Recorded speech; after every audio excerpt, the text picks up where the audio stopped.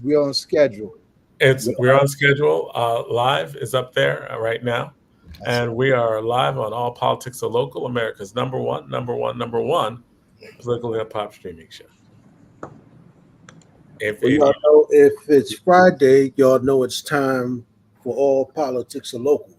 But more importantly, y'all know if it is the third Friday, y'all know it's time for the Mayor's Forum with our beloved brother, the one and only Mayor Raz J. Baraka. And the J is for joy, right? So we welcome our joyful mayor back to the show. I know he's been busy, running around the country doing a number of things that we call the mayor's business. So, welcome my brother back to the Mayor's Forum. We got a lot to talk about in this hour to try to get caught up with him. So, welcome, man. Thank you. Peace, Glad brother. to be back, man. Been moving around a lot. Yeah, man. So, man, why don't we get started on one thing and see if you can give us an update on, what happened at the convention where Kamala was of course nominated to be the nominee for the Democratic Party. How'd that go? Well, it was very lively, exciting. It was palpable. You could feel it. I mean, people were super excited about what you know is able to what they believe is able to happen here nationally. I mean, folks from all over the country, all walks of life, were in there. Just really, really, really super excited about it. From the journalists that was there to the delegates, the people who came to observe. A lot of artists and other individuals in the building. So it was just incredible feeling. And then the Obamas came and shut the whole place down. Mm. Michelle Obama felt to be clear. Michelle Obama really shut the whole place down. Told President Trump he don't know that he's probably trying to get one of those black jobs. Yeah, so it was pretty exciting in there.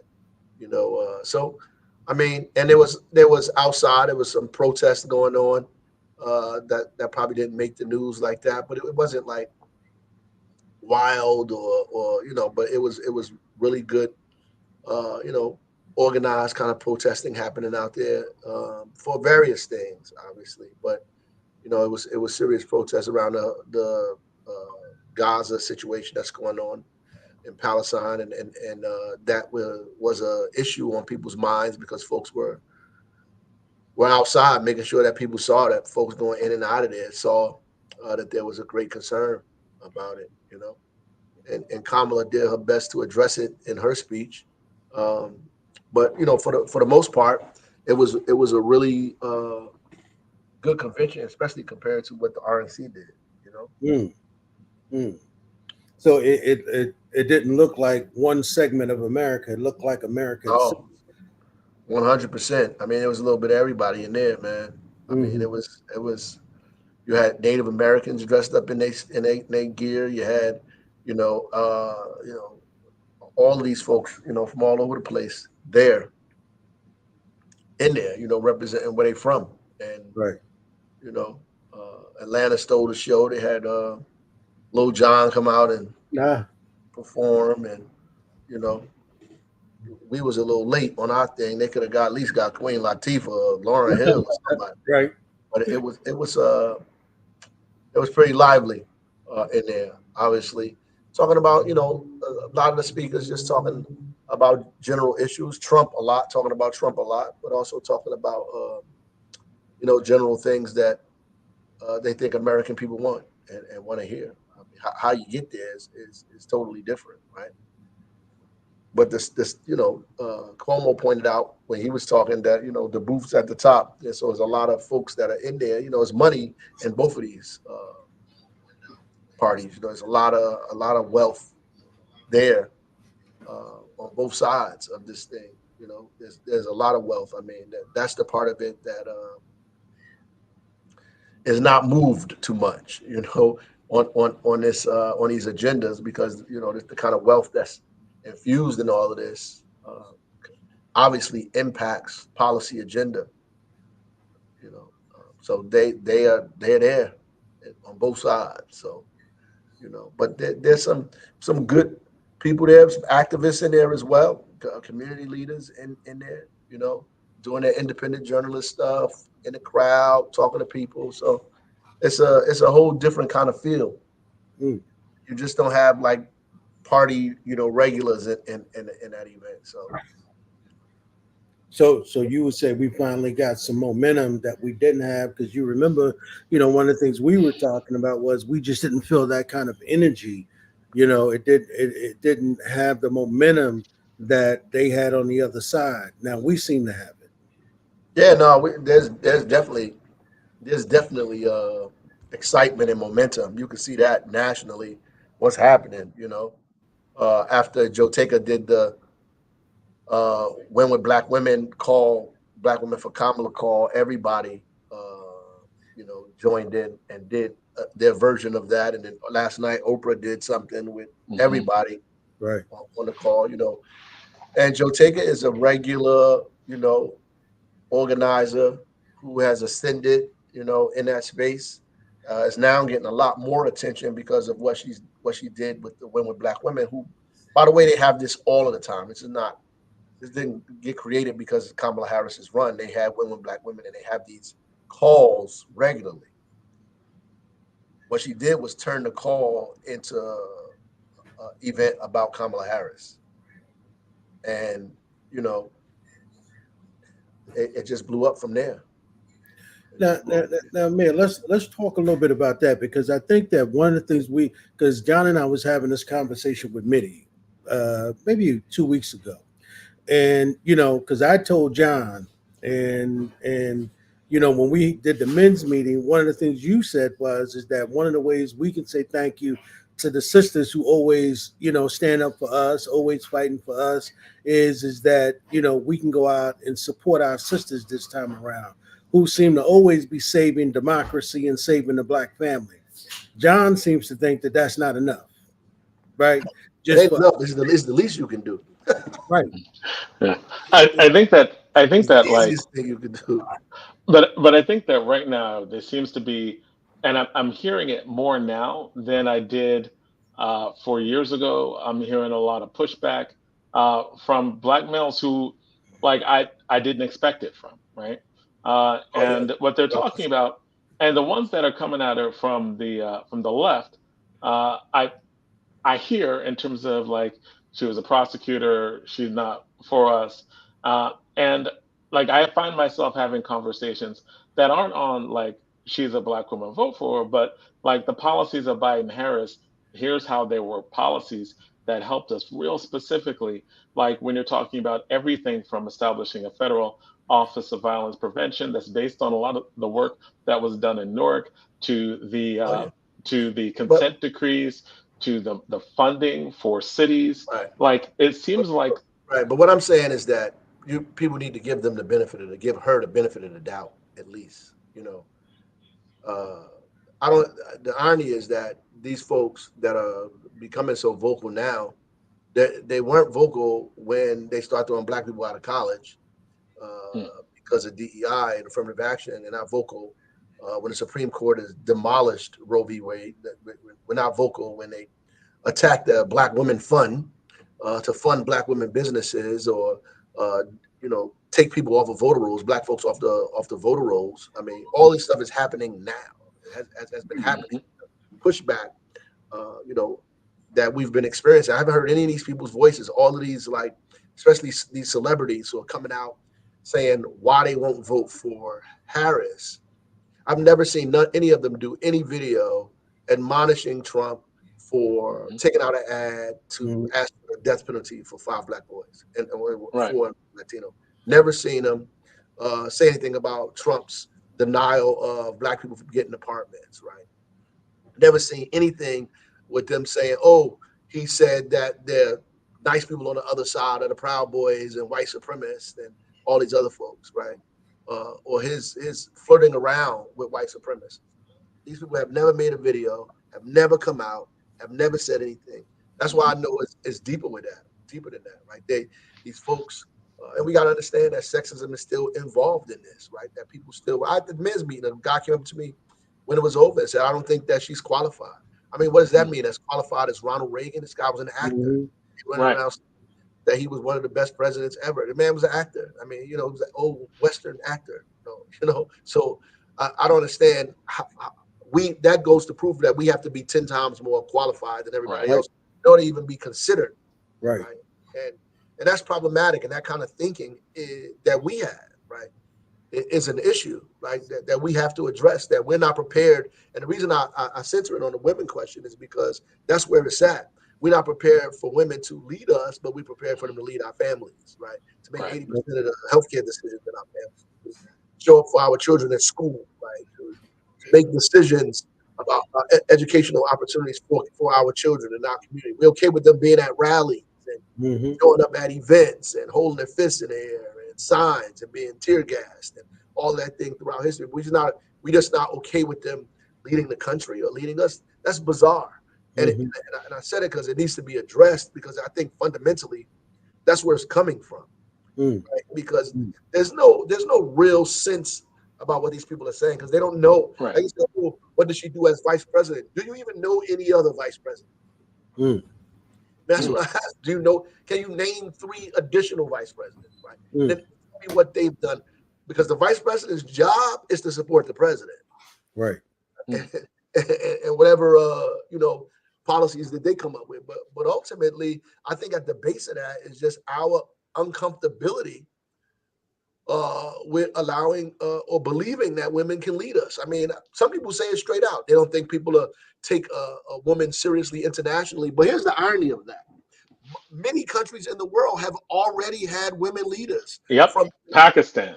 Yeah, from the Middle East to South America, to Africa, to Europe, Germany, all these places have had women leadership already internationally on the scene. We are late to democracy on this, right? So, and we still have not, those kind of comments and statements. We just got to call it for what it is and not like make it an intellectual discussion, because that's not really what it's about, And ultimately, people believe in their mind wrongly that Trump is going to make some money for them. Like, black men, especially younger black men, believe like our issue is that we can't make it in America. Like, we can't become the things that America has allowed other people to become. We're struggling to make money. We're struggling to own homes. We're struggling to raise our families. We're struggling to get to school. We need money. We need resources. We don't have it, right? And instead of squarely blaming it on a system that has denied us the opportunity and access, right, to the thing, rightfully so, we actually run towards Donald Trump, which is the same problem that poor white people have in this country, who have been made to believe that black people, Latino people, people that don't look like them, sound like them, pray like them, are they enemies that are preventing them from getting the stuff that they want to get. They blame it on some migrant from Ecuador, some migrant from Haiti, but none of those people are in Congress, right? None of those people are in authority and power that are preventing you from getting the things that you want and deserve and need in this country. Those people are in power. And whether you want to believe it or not, Trump is one of those people. Right. Right. And that's just the reality. And it is not clear. It's not made. The clarity of it is not there. That's why I don't want to give these people credit, because they ask questions about what's her policy. You know why I don't give that credit? Because what the hell is Trump's policy? Right. Yeah, right. Like, what did he even think and believe? Yeah. You have no idea at all. Zero. He can't even make sense out of the statements that he makes. Unintelligible statements he makes. You don't even know what he's talking about. You don't know what he's talking about. He's saying anything, right? And, it's all emotional. It's based on nothing, right? So we can go down a whole list of things that they did, which is right, from ARP dollars to billions of dollars to black colleges, to home ownership, to the lowest unemployment rate for African Americans, to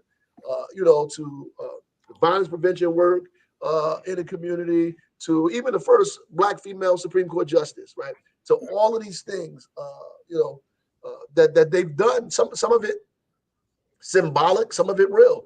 Juneteenth as a holiday, all this stuff, some of it symbolic, some of it real. But guess what? You can say that till you blue in the face.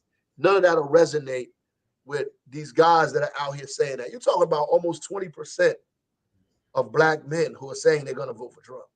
Mm-hmm. Well, I think it's like both. There are the ones who are going to vote for Trump, and I agree, right? Like, if you say you're going to vote for Trump, I don't know, right? Like, I don't know what you want, right? But then there are another substantial group of people who just are like, they both suck. None of them have done anything for me. I'm not going to vote, and they're not high information. Like, they don't actually know. Like, no, like you are talking about stuff from 4 or 5 years ago. Like, in terms of the Democrats haven't done anything, the Republicans haven't done anything. I'm still in the same place, right? And I think that the undecided, that's not undecided between Trump and Harris. I agree, man. If right now you're thinking about voting for Trump, I don't know what to do for you. But The if you're thinking overwhelming, about, and I don't think we should be nervous. The overwhelming majority of black people in this country are going to vote for Kamala Harris. That's just a fact. That's what happened. Whether you want that to be the facts or not, that's a fact. The overwhelming majority of black people in this country perceive Donald Trump as a threat. right? Period.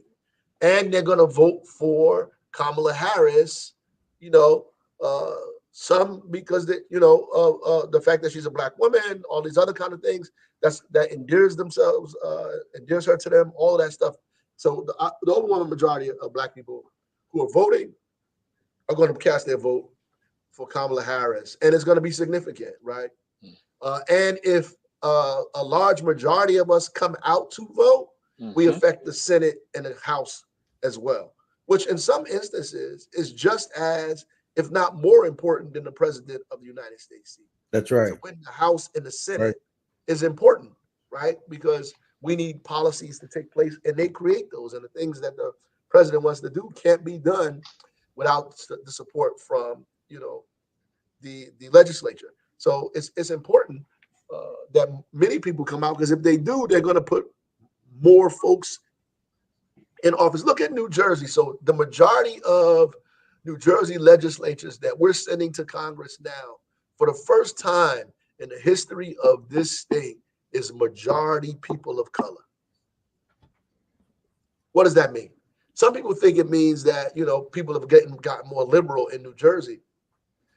A little, but what it means is that more people of color are participating, are voting, are stepping up, are engaging in these elections, and are voting in primaries, making sure that we get the primary nod. And that's important, because once you get the primary, it's easier to get the general in a state like New Jersey. So it says a lot about what's happening. So I don't want us to feel like we're not as engaged as we should be, because places like New Jersey, and I think it's the opposite. And the strategies that people have nationally, like, we go to the same cities looking for the same votes, but ultimately our votes are not as concentrated as they used to be. It's a lot more spread out. In fact, there are probably more votes in the surrounding cities of the major city, or the suburbs of the major city, for us than it is in the city itself. Many people have moved. So if you take a place like Trenton, right? All of those cities around Trenton. If you take a place like Camden, all those cities around Camden. If you take a place like Newark, all of the cities around Newark, Irvington, East Orange, Hillside, Maplewood, Elizabeth, all of those cities have huge concentrations of Black and brown folks that are in those cities. Some of them moved out of the major city, but still go to church or the masjid in the city, right? Some of them still send their kids to charter schools or other schools in those cities, but they still participate, but they don't vote in the city, right? And so it looks like the vote is diminishing in cities and growing in other places, because our folks live in those communities now. They live in those communities. Fair. And it's, if you look at why Warnock won versus what's her name? Stacey Abrams. Stacey Abrams, running for the same statewide seat. I think a lot of the strategy that Stacey Abrams used, where people came, like I was on a call, the When Black Men call, and they were talking about how they were calling people to rush into Atlanta and Metro Atlanta and places like that to get the black vote out. And Warnock his campaign was a little different. They went to those communities around there and went to other counties where black people were in pockets of those counties and excited to vote there, right? And pulled those people out to vote. Even look at New Jersey. There's a whole group of people. I'm in Bergen County. Whole group of black folks in Bergen County, all up and down Bergen County, who don't participate. They don't vote for the mayor. They don't vote for the council people. They're not engaged in politics there at all. Zero. They're just not engaged, right? They might be engaged in a presidential race. They're not engaged in anything in the state. But a lot of them moved from New York. They live in New Jersey. They're not engaged. Getting these people registered and engaged at a local level, right, changes the way things begin to look here. You only need 26, 27% of the vote to win a primary. African Americans vote in primaries disproportionately more than everybody else. Right? We come out. Why? Because we believe in the party. Everybody else is cynical, all this other kind of stuff. We coming. We showing up. So if you could just lift the majority of those votes, lift those votes up, you can win primaries. It's the primary is an easy target. It's the general elections that we have trouble with, right? The primary is the easy target because we can get 30% of the vote just through Black and Latino voters. And you're not going to lose a significant amount, a super amount of progressive vote. If you're progressive white vote, a regular Democratic vote, you can get that as well. That's why, you see these folks representing. And that's the winning coalition that you're talking about, right? Like, it seems like if you are getting like 80, 90% of the black vote and you're about like these issues that are actually solution based, you're going to get a significant part of the white vote that will be able to carry you over. And that's like the Obama coalition, right? That seems to be that seems to be the way the entire United States is going. That's the Democratic Party victory way. Right. That's how Democrats win. Statewide, they win. Nationally, that's how they win. With a lion's share of the black vote, a lion's share of the Latino vote, with a lion's share of those votes, and maybe less than half, if not half, of the majority vote of white families. Like, and even as low as 45%, right? Yeah. Like you're not getting the Democrats don't win the majority of the white vote in presidential elections and haven't since the 60s, right? That's true also in the state of New Jersey. They haven't won the majority of the white vote. If the current governor if only white people voted, the current governor would not be the governor, right? And the last Democratic governor wouldn't have been governor either, right? And that's because of the way the demographics have shifted in New Jersey. And it seems like when people are looking at the things that were done well and like progressive politics that have been practical, that have been solution oriented, I can't think of a better place than Newark and the different things that have been done, from like finding innovative solutions to deal with lead pipes and water, to deal with violence prevention so that there are 60-year lows in violence because you have a different way of understanding and how to look at violence as a public health issue. I think that and the list can go on. A lot of these, it seems, are policies that have been pushed, promoted, magnified by like Biden Harris.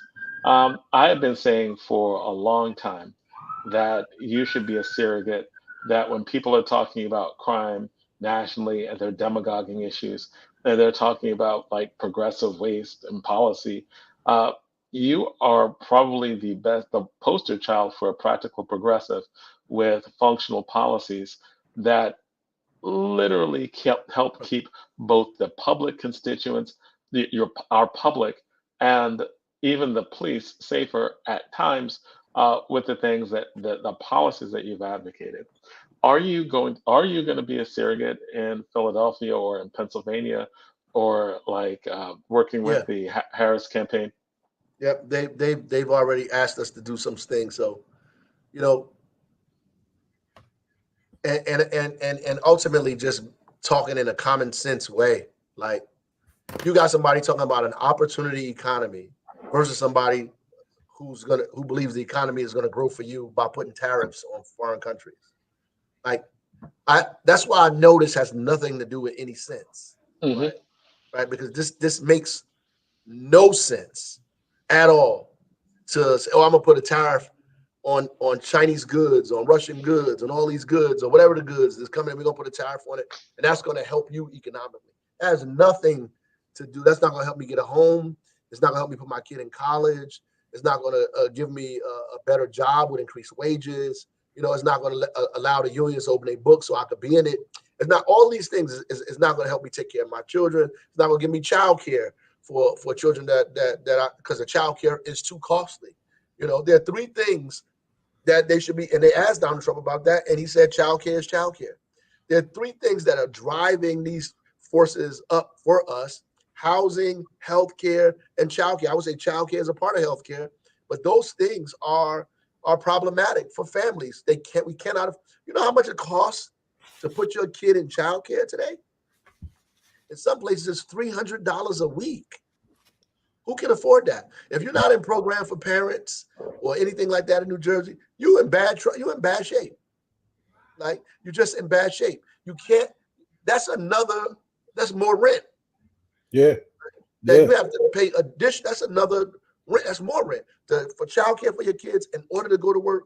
And so we've had incidents in Newark that wound up deadly because mothers can't afford childcare, so they leave their children home with other children that turn out to be deadly, right? These are not people that are criminals, all this other kind of stuff. These are people trying to find an opportunity for themselves and leave kids home with other kids, and it turns deadly for them. The accidents and craziness happens because they can't afford childcare. Who can afford $300 a month? It's ridiculous. I mean, a week. It's ridiculous. It's ridiculous, right? And so these are issues that are not being talked about. They only talking about eating dogs and cats and foolishness, like just more vilification of Black and brown people, because that's the way you get votes, by drumming up this emotional foolishness and making people think that the country is in bad economic shape, not because we concentrating wealth in the hands of multimillionaires, not because we are treating the economy like this, still doing this trickle down stuff that we know has not worked. Right? Not because we're giving tax breaks to all of our friends and relatives and millionaires that we know. You know, not because we have an economy that's exclusive, right? That nobody you can really participate in. It's hard to get involved and engaged in it, right? But because of Haitian immigrants, because of people from Ecuador, because of people from Mexico, right? It's insane. And we engage in these things. So you see people on social media sharing stories about migrants who commit crime. And then the media would make you believe that the migrants are committing more crime than regular folks, which is the most bizarre and absurd thing I've ever heard in my life. I was on a talk show and a guy asked me that, say, hey, I heard you say this. How are you saying that migrants aren't contributing to crime? I said, listen, the amount of crime that's happening with migrants is so infinitesimal. If that was the only crime that took place, we'd be in good shape, right? As a matter of fact, there are more migrants that are victims of crime than they actually are committing crime. And that's always been the case in the history of this country. Immigrants, migrants, newly arrived folks, folks that were formerly enslaved that showed up are the victims of crime. We haven't committed more crime, we've been the victims of crime. Of that, and that's just the reality of what it is. So they put all these tropes out to get everybody fighting and around foolishness. Meanwhile, they stealing your lunch money, because that's exactly what's going on. Actually, so man, you're absolutely right. I think though, but the one thing I'm reminded of, and I'm sure you're going to remember this.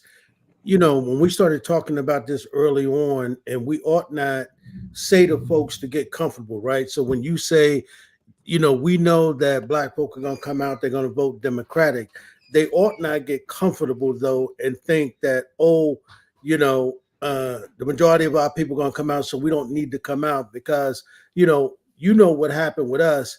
They start putting out this false information, these false polls, right? And then black folk don't come out to vote because they just think, oh, she's going to win. She don't really need my vote. And remember, one of the things you said some months ago, man, when you said, let's not take Donald Trump for granted, right? Why? Because half of this country voted for this man. It's the tie. Even in the middle of this foolishness, the polls are tied.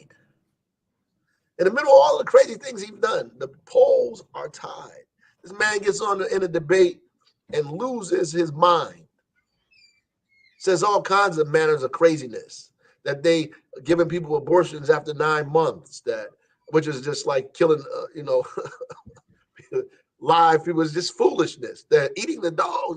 This guy just lost his mind, and it's still a tie. That didn't do anything but bring her poll numbers comparable to his. Right. Like maybe 4 or 5 percentage points now higher. They're saying, which is really the margin of error. Right. Right. The only thing I I'm comfortable with about those polls is, my brother used to say when we were in elections and they were polling people, we walked down the street and said, I bet you they ain't poll that guy. Right. They ain't call this dude. That guy ain't get the poll. You know what I mean? Because we know we're going to do it. Hello? Click. Yeah. Who is this? You see a number you don't know, we ain't answering the phone. It might be a bill collector. That's absolutely right. And they ain't poll that dude. That dude ain't getting polled. Right. That's right. If you can excite the base, our folks gonna come out. They can't measure how strong our vote will be if we can get it to come out. Right. Most of those people ain't answering the phone for no polls. Right. Your grandmama who just came home from church on that Sunday ain't gonna answer the phone for no poll. And they start talking, people gonna hang the phone up for the most part. That's what happens. So I am confident that if we can still rally the folks in our community and they'll come out. And there's no really real way to measure what that looks like. Right. Right. Because even when they were doing the polls, when I first ran for mayor, we were leading a lot in the polls. And then they kept saying, oh, it's closing. And then people would say, oh, if the election was just 2 more months later, they would have caught up to us. Well, that's malarkey, because when I was in line and we seen the people in line voting, that's what my brother was like, they didn't poll her, they didn't poll her, they didn't poll him, they didn't poll him, and they didn't poll her. They didn't poll those 3 students that went the weak way, they didn't poll that kid right there with the central, they ain't polled his mama, they ain't polled that one. She ain't even got no phone, so I know they ain't polled her. Right. So at the end of the day, there is still some hope that our folks can ride underneath that and come on out. But the reality is it shouldn't be this close in any poll. Mm-hmm. It shouldn't be this close. And it is, which means that we have a lot more work to do. I can't even fathom, except for what I just told you, that 20% of African-American men that they're polling are saying they're going to vote for Trump. Yeah. And I'm it's sure unbelievable. It is absolutely unbelievable. And I'm sure you hearing what I'm hearing. I'm hearing some folks even, going around saying, convicts for Trump. Like, what the hell is that about? There's a rally in Newark coming up. Yeah. The rally in Newark at the Harriet Tubman statue. Yeah, because the brothers in Chicago are the ones who started that. Convicts for Trump. And I'm like, what the hell is that about, man? Foolish. And it's in red, black, and green.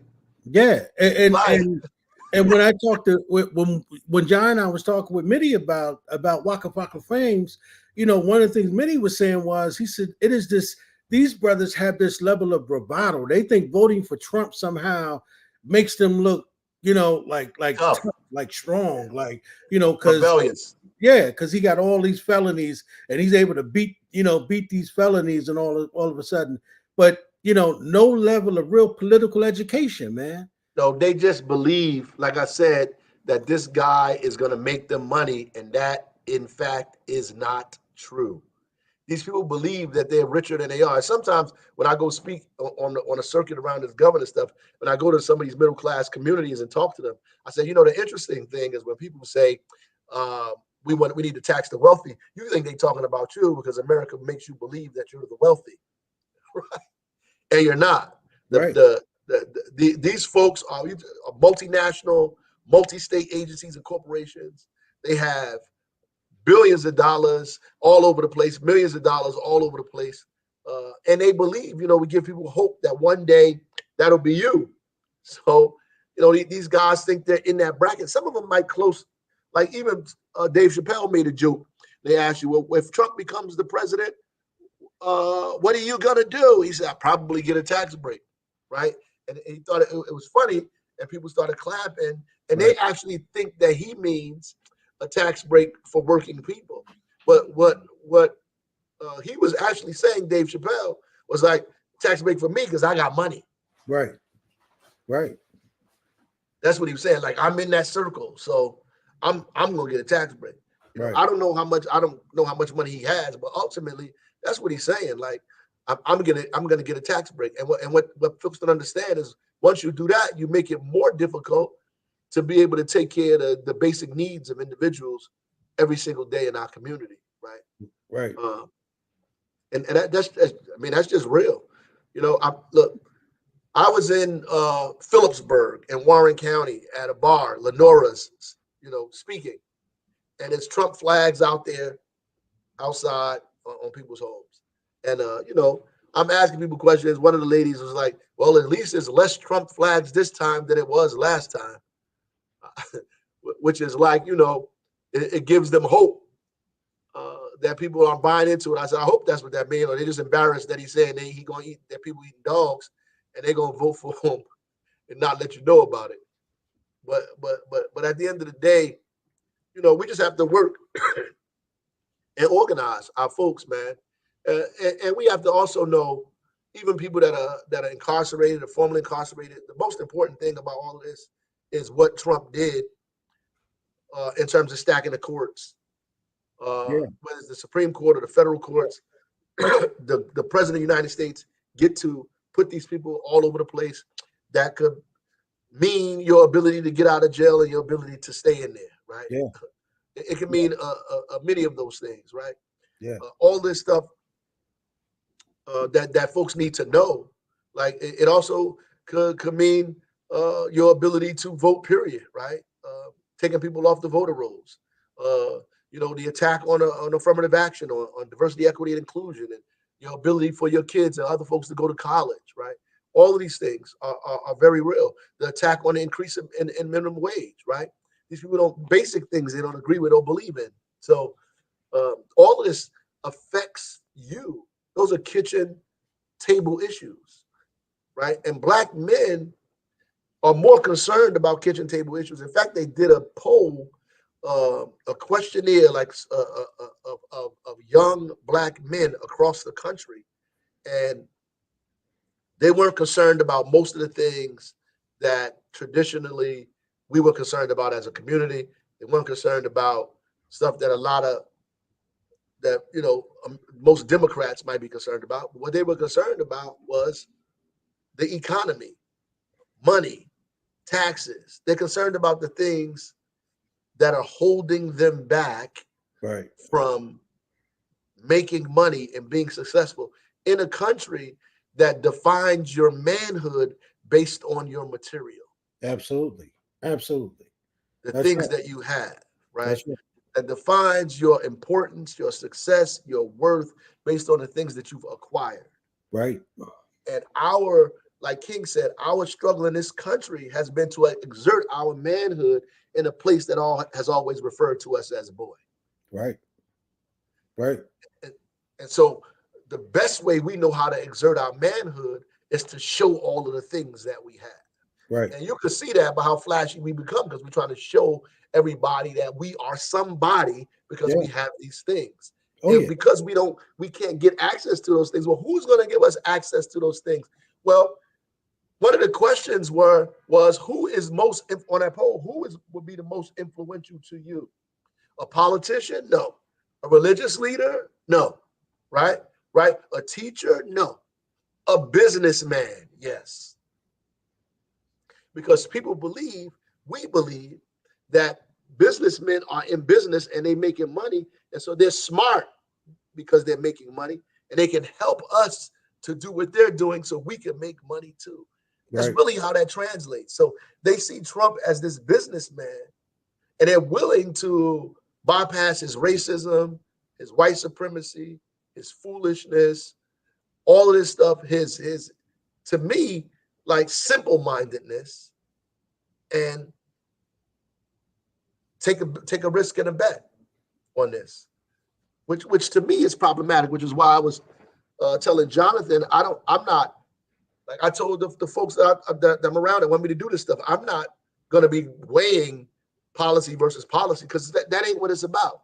Right. It's emotional, right? It's what Jasmine Crockett said just recently at a congressional hearing that they had about Project 2025. She said that you guys are just upset because, no, she said that that this election kind of delineates or shows the problem in America, that you can be a simple-minded, unqualified, unprepared white man. That's exactly what she said on the congressional floor. Congressional floor, and ascend, but a black woman who is prepared and qualified, everybody has a problem with. Oh yeah, absolutely. That's just the privilege. That's the privilege. Right. You can be a normal, regular. It ain't just about being normal and regular, because this guy not normal nor regular, right? Yeah. You can be at the worst of the worst, and still people think you're more prepared and more qualified than this black woman who has all of these degrees, who's done all of this stuff, who's been in all these positions. She's obviously don't know what she's doing. Fundamentally, that's a problem, and we should have a problem with that. Fundamentally, we should have a problem with that. Doesn't mean that we agree with. We're not electing Malcolm X. Right. Right. This is the Democratic Party we talking about. We talking about an election in the United States of America, in a popular Democratic election. You're not electing revolutionaries. You're not electing Malcolm or any of these people. You're not electing. You're not even electing Martin Luther King. You're not electing these people, right? You have to understand that when you get involved in this, when you participate. What you are doing, however, is trying to make it easier for you to fight, to struggle. That's what you're trying to, because some of these people, when you put them in front of you, you're gonna get lynched. And that's really because it doesn't mean you're not going to have a fight. I think people are confused. They think if we let these folks, that we're not going to have to struggle. We're not going to have to fight. That's not true. That's not true. You are going to have to struggle. You're always going to have to fight and struggle, right? Right. But you get an opportunity to choose who you struggle and fight with. Right. Right. It's not true. We're looking for somebody that agrees with everything you're saying, then you shouldn't participate in this. Because you're not going to find that person. Right. You're not going to find that person. You're not voting for people who agree with you ideologically on everything. That's not the person that you're electing here. Right. But that's what it's coming down to, man, because I think that what we're hearing is that, you know, sort of what Jonathan is saying, and what we're hearing on one hand is they want somebody to agree with them, right? And that's not going to happen, right? And at this particular juncture, I think that, you know, we're willing, and I'm saying we, meaning some black men in our community, it's an unreasonable request. Interests, right? It's an unreasonable request. Yeah, and that's why. Yeah, reparations don't poll well nationally. Yeah, the idea it just doesn't poll well nationally. Right. Most white Americans don't want you to have reparations. They don't know. Exactly. Halfway don't even know what it is. Right? They just don't want. So if you expect Kamala Harris to get up there and straight out say, "I want reparations," then you just don't want her to win. Like there's ways that she can talk about that that's palatable to me, that I feel like, oh, she understands and is going to do things to help us improve, so forth and so on. That's something that we have to drum up and raise. Like that's a fight that we have to wage on local levels to change. So that's like when people go to these conventions, they get all super excited And I've been saying that about the national election, and they get super excited about the convention. Then they come home and do nothing. Right. Or they come home and Right. and so you think that we can make all these changes nationally, you just can't make them in your state. Right. That doesn't make any sense. Right. And that's where the change has to happen, man. Right. I.e. all politics are local, right? It has to happen locally because it has to be a groundswell. Yeah. It has to be a groundswell, and we have to be strategic about this. We have to be clear on what we're participating in here. Yeah. We have to be clear on what we've agreed to participate in. But what this is. Yeah, you man. See, that's the argument. Zaid and I, we were having this argument maybe a couple of shows ago, and we're talking about, and Cornel West is our brother, right? Right. But the problem is that they can't. Some of them folks don't understand they're being used, right? So if he's placed on the ballot in these battleground states, and they go out and them very people who want her to say, "Oh, I'm going on day one." Implement policy based around making sure that we get folks their money for being enslaved. What kind of conversation we having, brother? Come on, we man. always should be united against fascism. Right. Most of these folks, when we talk reparations, they think it's a dollar amount, right? Right. That's what they think. Yeah, that's right. We can't even get past that to have a discussion.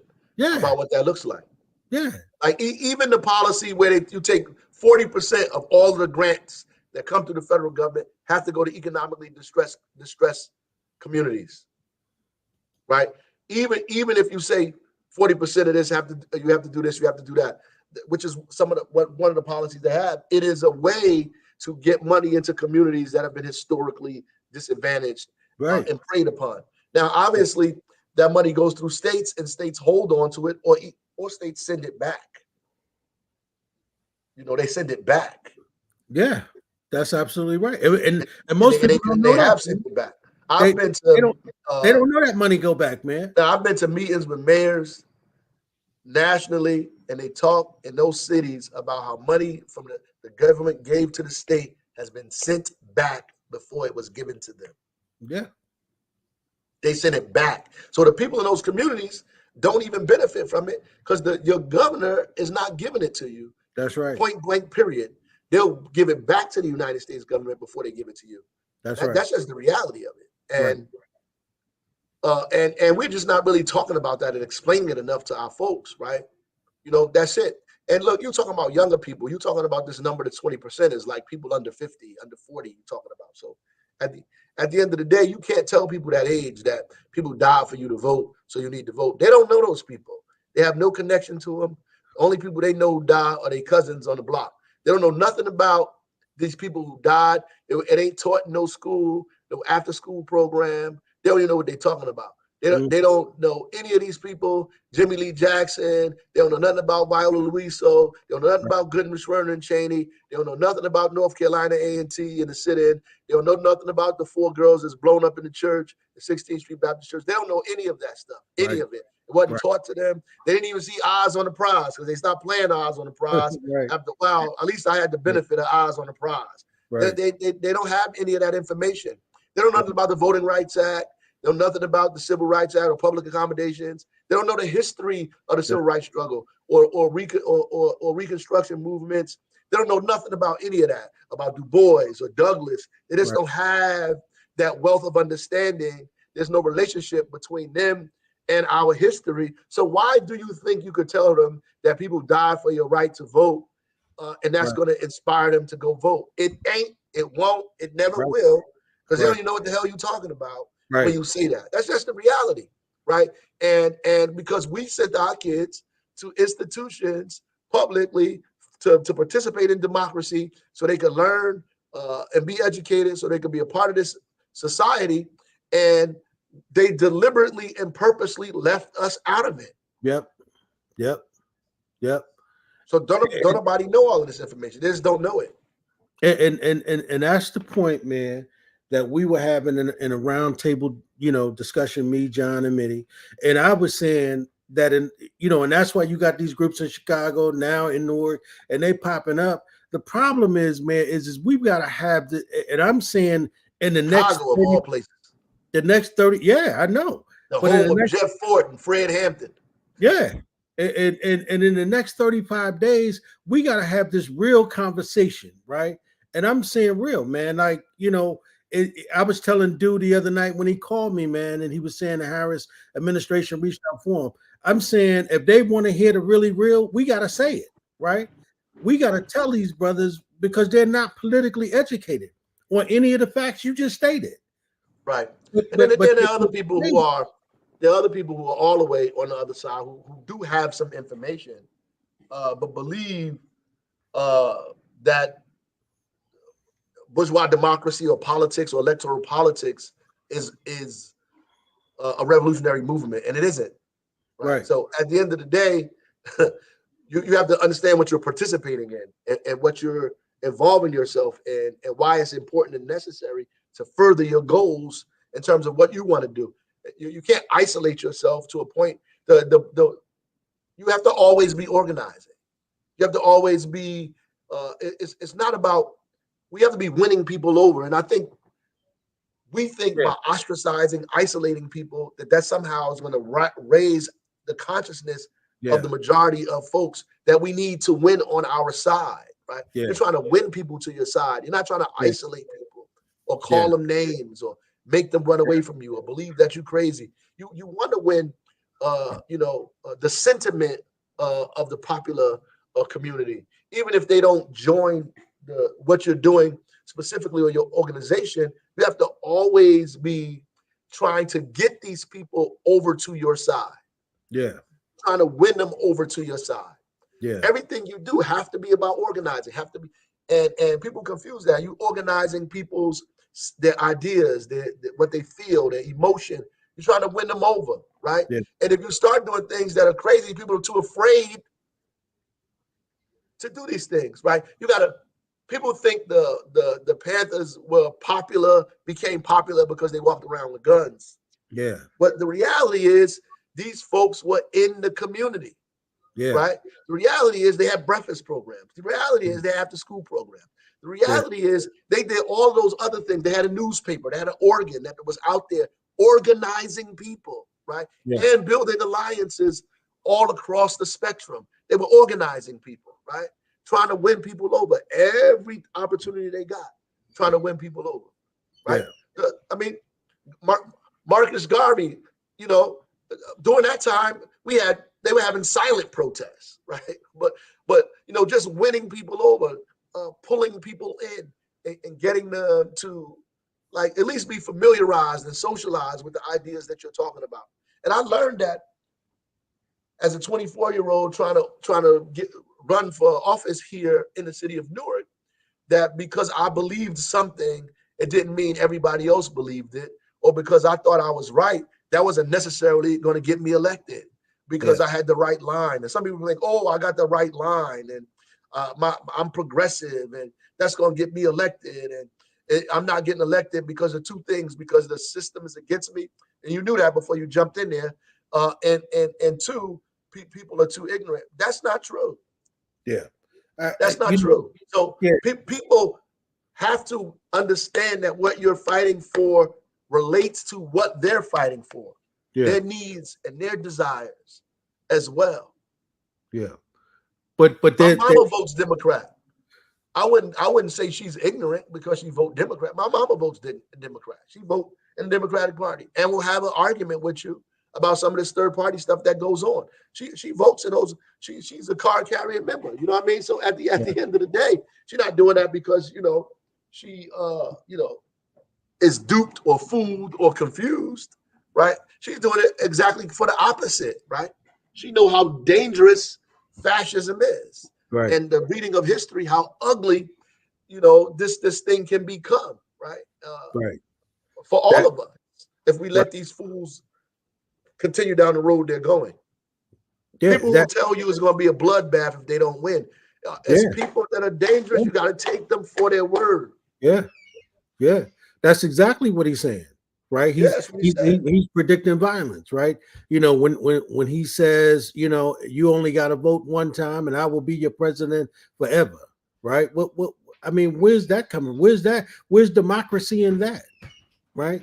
And you're right, man. I mean, one of the things we always hear, you know, from Mama Baraka is pay attention to fascism, right? We've heard that for years, and now even more so. And Zaid, you can attest to this, man. You know, that is more on the radar, more so than ever before in the history of any election in this country with Trump. That's right. Right? It's a And we dangerous see thing. that every day. And that's why I think for our community, black folk have to be, and particularly black men, they have to be waking up to the reality of what is happening in November. And if they're not awake, I'm telling you, you know, we're gonna pay an ultimate price for it, right? Well, you know, the other part of that is they believe that in the long run, life is not going to change for them, no matter who's the president of the United States, because it don't get down that far. They're not altogether wrong on that either, by the way, right? There is some validity to some of the things that they're talking about, but things can get worse.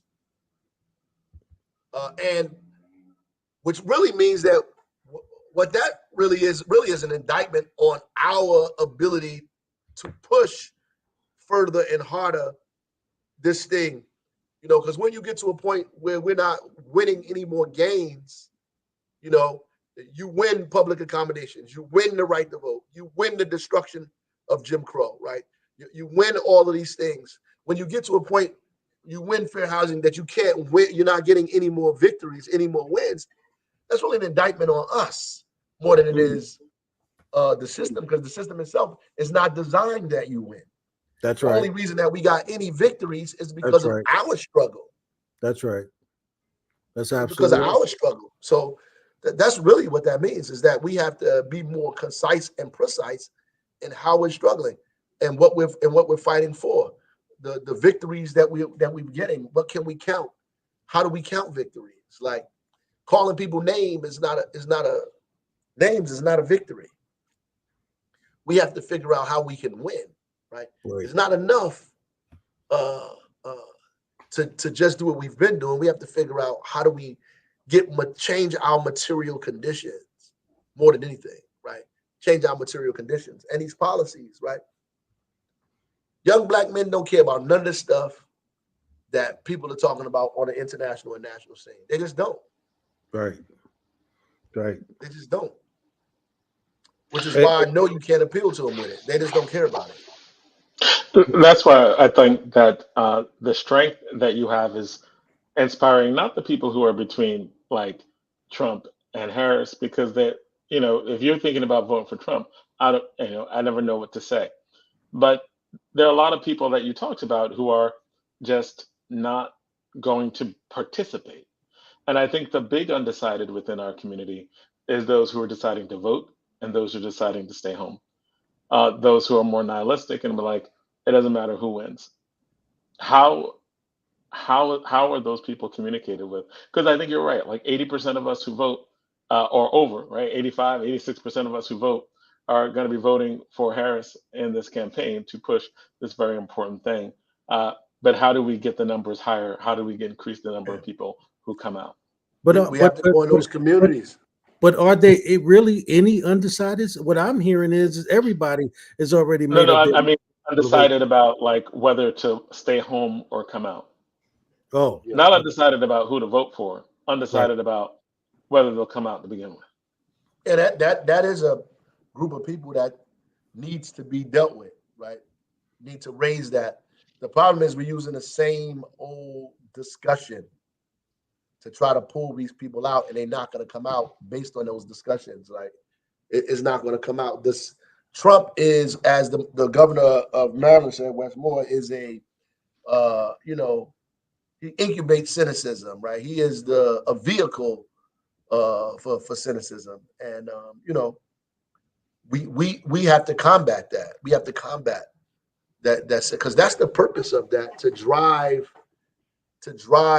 people into hopelessness and sin and become sinners. Because cynicism is actually the enemy of activism.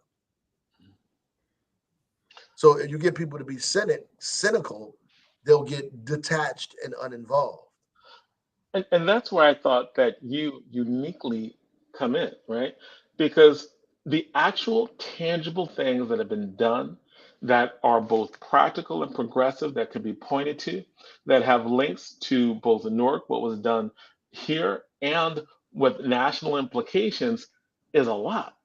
Like when you deal like we've been trying to get people have been trying to get lead lines removed for like since the 50s, right? Like these things are perpetual problems. When we were growing up in the 80s, we never thought we would get crime to a 60-year low, right? Like when we're talking about like the advent of crack, et cetera. But looking at things in a different way, humanizing people, like there's all this stuff that has just been done. When you're talking about the massively funding cities that was done so that people wouldn't have to declare bankruptcy. When you were talking in the beginning of the run for governor, and there was a forum, it was you and two Republicans, and you just really talked about the impact of not getting funding. And someone was like, well, we cut a bunch of funding and we lived. And you're like, no, like that's the way you looked at it. But there were a lot of people that went through a lot of pain, and that is bad. And this, like, so it seems like there's tangible things after tangible things. The consent decree that allowed you to like reform policing in Newark. Like these are things that have been generationally fought for, John, that have been accomplished in a Yeah. short amount of time. we're And gonna I have to think that if you're let talking about nihilism and let's hope, let him- I think that's we'll it. we'll let the mayor respond to that. We're gonna have to let him go, but go ahead. Yeah. Yeah, Get respond. late. Yeah, no. I think you're right. And it's collectively on all of this, I just think we have to change our messaging. That's really what it is. I think the messaging is wrong. I don't think the Democratic Party knows how to talk to this generation of young folks, particularly that people that look like us, that are in these communities that are struggling, and young Black men that don't live in those cities no more, that are out there trying to figure out for themselves, whose parents moved them to suburban communities and like lower middle class communities, but their salary is not transferable to them, so they try to figure out how to make a living in these places. And Yeah. they know discrimination exists, they know racism exists because they're being discriminated against, and racism is in their face. They know is a heavy thing on their back. They're just tired of the same old song, and they want somebody to tell them something different, and they believe businessmen have the answer to their problems. The problem with that is that it's not true, and we really have to address that and let them know that in fact it is not true, and that there's inherent things in the system that are making their lives difficult, that have to be removed or transformed or changed. And you can get great advice from businessmen who could tell you X, Y, and Z to do this, to give you hope, but there's still some structural barriers that need to be transformed or changed in order to see the progress that you're looking for, right? And that's not really explained to them like that. And because they grew up in the superstructure like everybody else, they have the same thoughts and ideas about what success looks like to them, what it means to be a man in this country, and the entire kind of paternalism or sexism that exists in this country, the chauvinism that makes people believe that men are better leaders than women. And that has to be addressed. Yes. Period. Absolutely. Period. And if you don't address it, you're just not going to get to the heart of it. You're not going to get to the heart of it. Yep. Well, man, listen, man, thank you very much, brother. We appreciate you for coming. That hour went by fast. I told you, man, we had a lot to get caught up on. And so listen, man, until next month, brother, we'll be following you around because I know you're going to be dropping the fire, brother. Hey, and man, we got a rally coming up at Essex County College, right? Yep. We having a rally with Queen Latifah there at Essex County College. Yeah, I don't even got the date on the top of my head, brother. You know what? I'll find that flyer and we'll make sure we get that out so we can hopefully get some of those brothers to come out, who are going to be joining Chicago in a rally in our city this weekend. So thank you, man. We appreciate you coming through to do the mayor's forum, my brother. Yes, sir. You guys take care, man. All right, brother. All right, Zaid, we ready to press on to the next segment?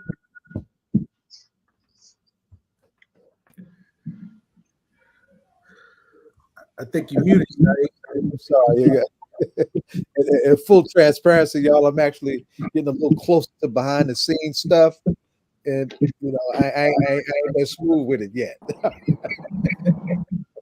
But just the transition, we got a heavy, important update segment coming up on the incredible case of the Uhuru 3. We've had some strong presentations from our folks on that front before the trial. Trial's over now. There's the jury has come back with a verdict.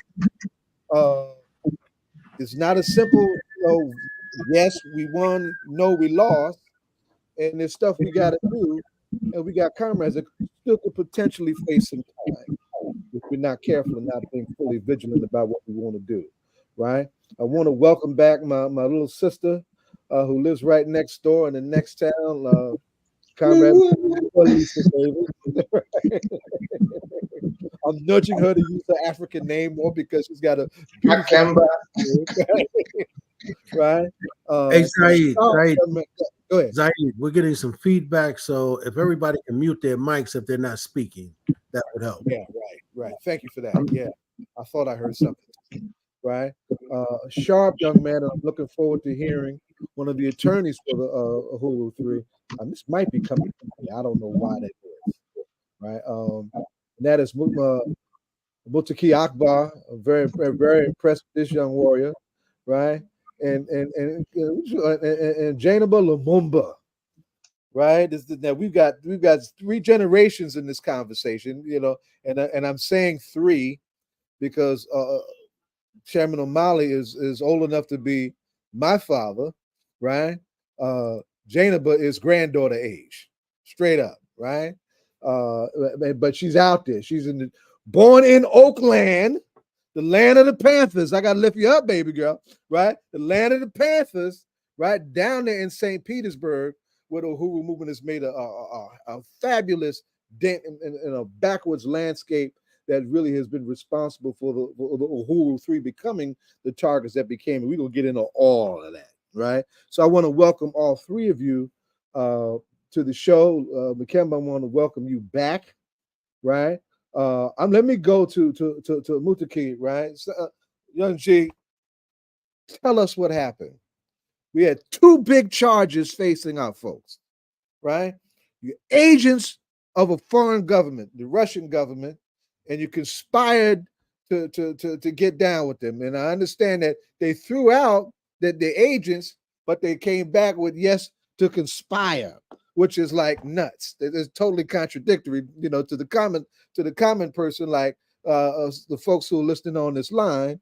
But that's how it indeed played out. And there's still up to 5 years of potential time facing them with that particular dimension of the jury. So why don't you break down just what happened? Then we'll backtrack and talk about Uhuru itself, right? And we'll talk about next steps that we need to do in support of them getting ready for sentencing and the movement on their appeal. Oh, I think he took himself out trying to unmute himself. Did you take yourself out trying to unmute yourself? Just hit the mute button. You'll be all right. To my phone. There you go. There you go. Come on in, Young G. All right. So you were just asking about the update where everything is right now. So yes, you're correct. We finished it where the verdict came back last Thursday. The trial went for about a week in 2 days. Originally thought to be a month-long trial, right. And you're right. It was what we call a split verdict, and with a split verdict, we had 2 different counts. Well, did he freeze? Muqatee, go out and come back in. You froze a little bit. Go out and come back in. We'll hold the line while you're doing that, okay? And as he's doing that, let's just put a cap in this. Going into that trial, a Black revolutionary organizer in his 80s was looking at up to 15 years. Going into that trial, one of the pioneers of the reparations movement, right? From White Solidarity Front, Penny Hess was looking at up to 15 years, and she's in her 70s, she's older than I am also, right? And a young man who ran for office on a radical platform, Jesse Neville, down in St. Petersburg, part of the Uhuru movement, in his 20s, was looking at the same time. So that's the landscape that we start from as we try to break it down. Muqatee, is he able to come back in? And I think that's feedback is coming from me, and I don't know why. I'm going to mute myself as much as I can so we can move this conversation. He's still struggling to come back in. Comrade McKemba, you got a chance to be down there for a little bit, right? Yes. You know all the players. You've helped bring some of the players right here to this landscape, and we appreciate that, right? Looking back on that, right? What were your impressions of the trial itself, and how do you feel about where things stand? Well, first of all, I'm very, very proud to be a part of the Uhuru movement. And I think that the strategy that Chairman Omali Yeshitela and the Hands Off Uhuru Coalition employed was just brilliant, because he was not silent.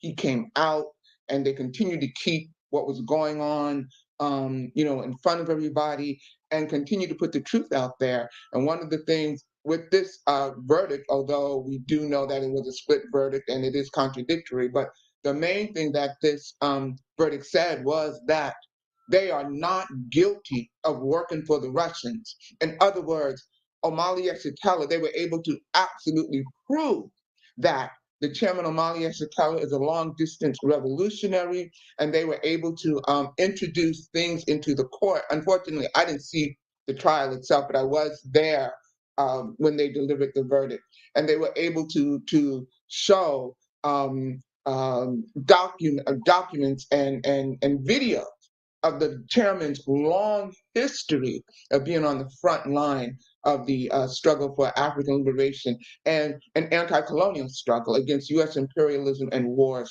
And they were able to clearly show that. And so the jury absolutely ruled that they were not guilty of, that they were not working for the Russians. So let me help you here, right? Because I just wanted to add some more background in detail on this for the benefit of those learning about this for the first time, because this is a teaching platform. That's a big deal, right? yes. It's a big deal. One of the things that I was supremely worried about, right? And y'all report this, send it on right on up the ranks. That I was supremely worried about is that we had an all-white jury. Deep in the deep South, right? Florida's, you can't get no more deeper South than Florida, right? So I was really, quite frankly, I was worried as hell about how it was going to go, right? Yet, notwithstanding that, by virtue of the incredible legal strategy that the legal team put forward, right, and being up front with our comrades' politics, unapologetic, right? So I think somebody in the opening statements was saying Uhuru. I'm like, damn. They turned that jury around, and that's a powerful thing. So I just wanted to lift that up. Muqatee, are you back? How's your I think so. Can y'all hear me okay? There you go. There we go. Come on back. Sorry about that. Come on back and explain this split decision stuff. You know, me and Ed are old boxers, so we have to explain that to folks. All right. Yeah. So as we were stating, so the split decision was we got not guilty on a more serious charge, and the more serious charge was working as a foreign agent. And on that charge, they were facing up to 15 years. And that one, they would have had to prove that the Jesse Neville, Penny Hess, and Chairman Yeshitela were working under the direction and control of the Russian government. And count 2 was conspiracy to have people work as foreign agents. We think there's a bit of an inconsistency as far as the verdict goes, but we do believe that this was a win for not only those 3 co-defendants, but it was also a win for freedom of speech and a win for just people willing to, be independent, self-determination, and organizations like the African People's Socialist Party that really and truly work for the people. Right on. So what's now at stake? We know we've got a sentencing date coming up in November. Is there, and this is to the three of you, because we're looking at this not just as defendants in a court fight, but also as organizers putting pressure on the system. What are we talking about doing to, if possible at all, influence the sentencing project or the sentencing that's going to happen, right? And what will the appeal look like, in terms of that process? Should it just go the way the book says it should go? So sentencing is set for November 25th for the Uhuru 3, and that's going to be in Tampa, Florida at the federal courthouse. We're asking people to write letters on behalf of all three of them, especially if you're specifically familiar with the work that the party does, or if you're specifically familiar with them individually. Those letters could be in the form of an email. You can send it to somebody in the party, and then they can send it over to the lawyers. And I'm sure we'll give the contact information for somebody from the party. And the trial is done. So we're asking for people who write those letters not talk about the guilt or innocence, but really just talk about who these people are as individuals, so the judge can see outside of what's in that indictment, and we'll handle the guilt or innocent part in the appeal. So the appeal, we do plan on filing a notice of appeal, and that starts after the sentencing. And so with a court of appeals, they don't retry the case. The Court of Appeals would then look at to see if there are any legal issues that the judge got wrong. And so there were several motions filed prior to the trial, also some objections made during the trial. And we'll be asking for a Court of Appeals to relook at those legal issues and kind of retry those issues that the judge spoke about. But back to the sentencing again, they're looking at up to 5 years. Typically in federal cases, there are sentencing guidelines, and you can look at a particular charge, and then you can look and see what those guidelines hold. Because this charge is kind of rare, it's not in the sentencing guidelines.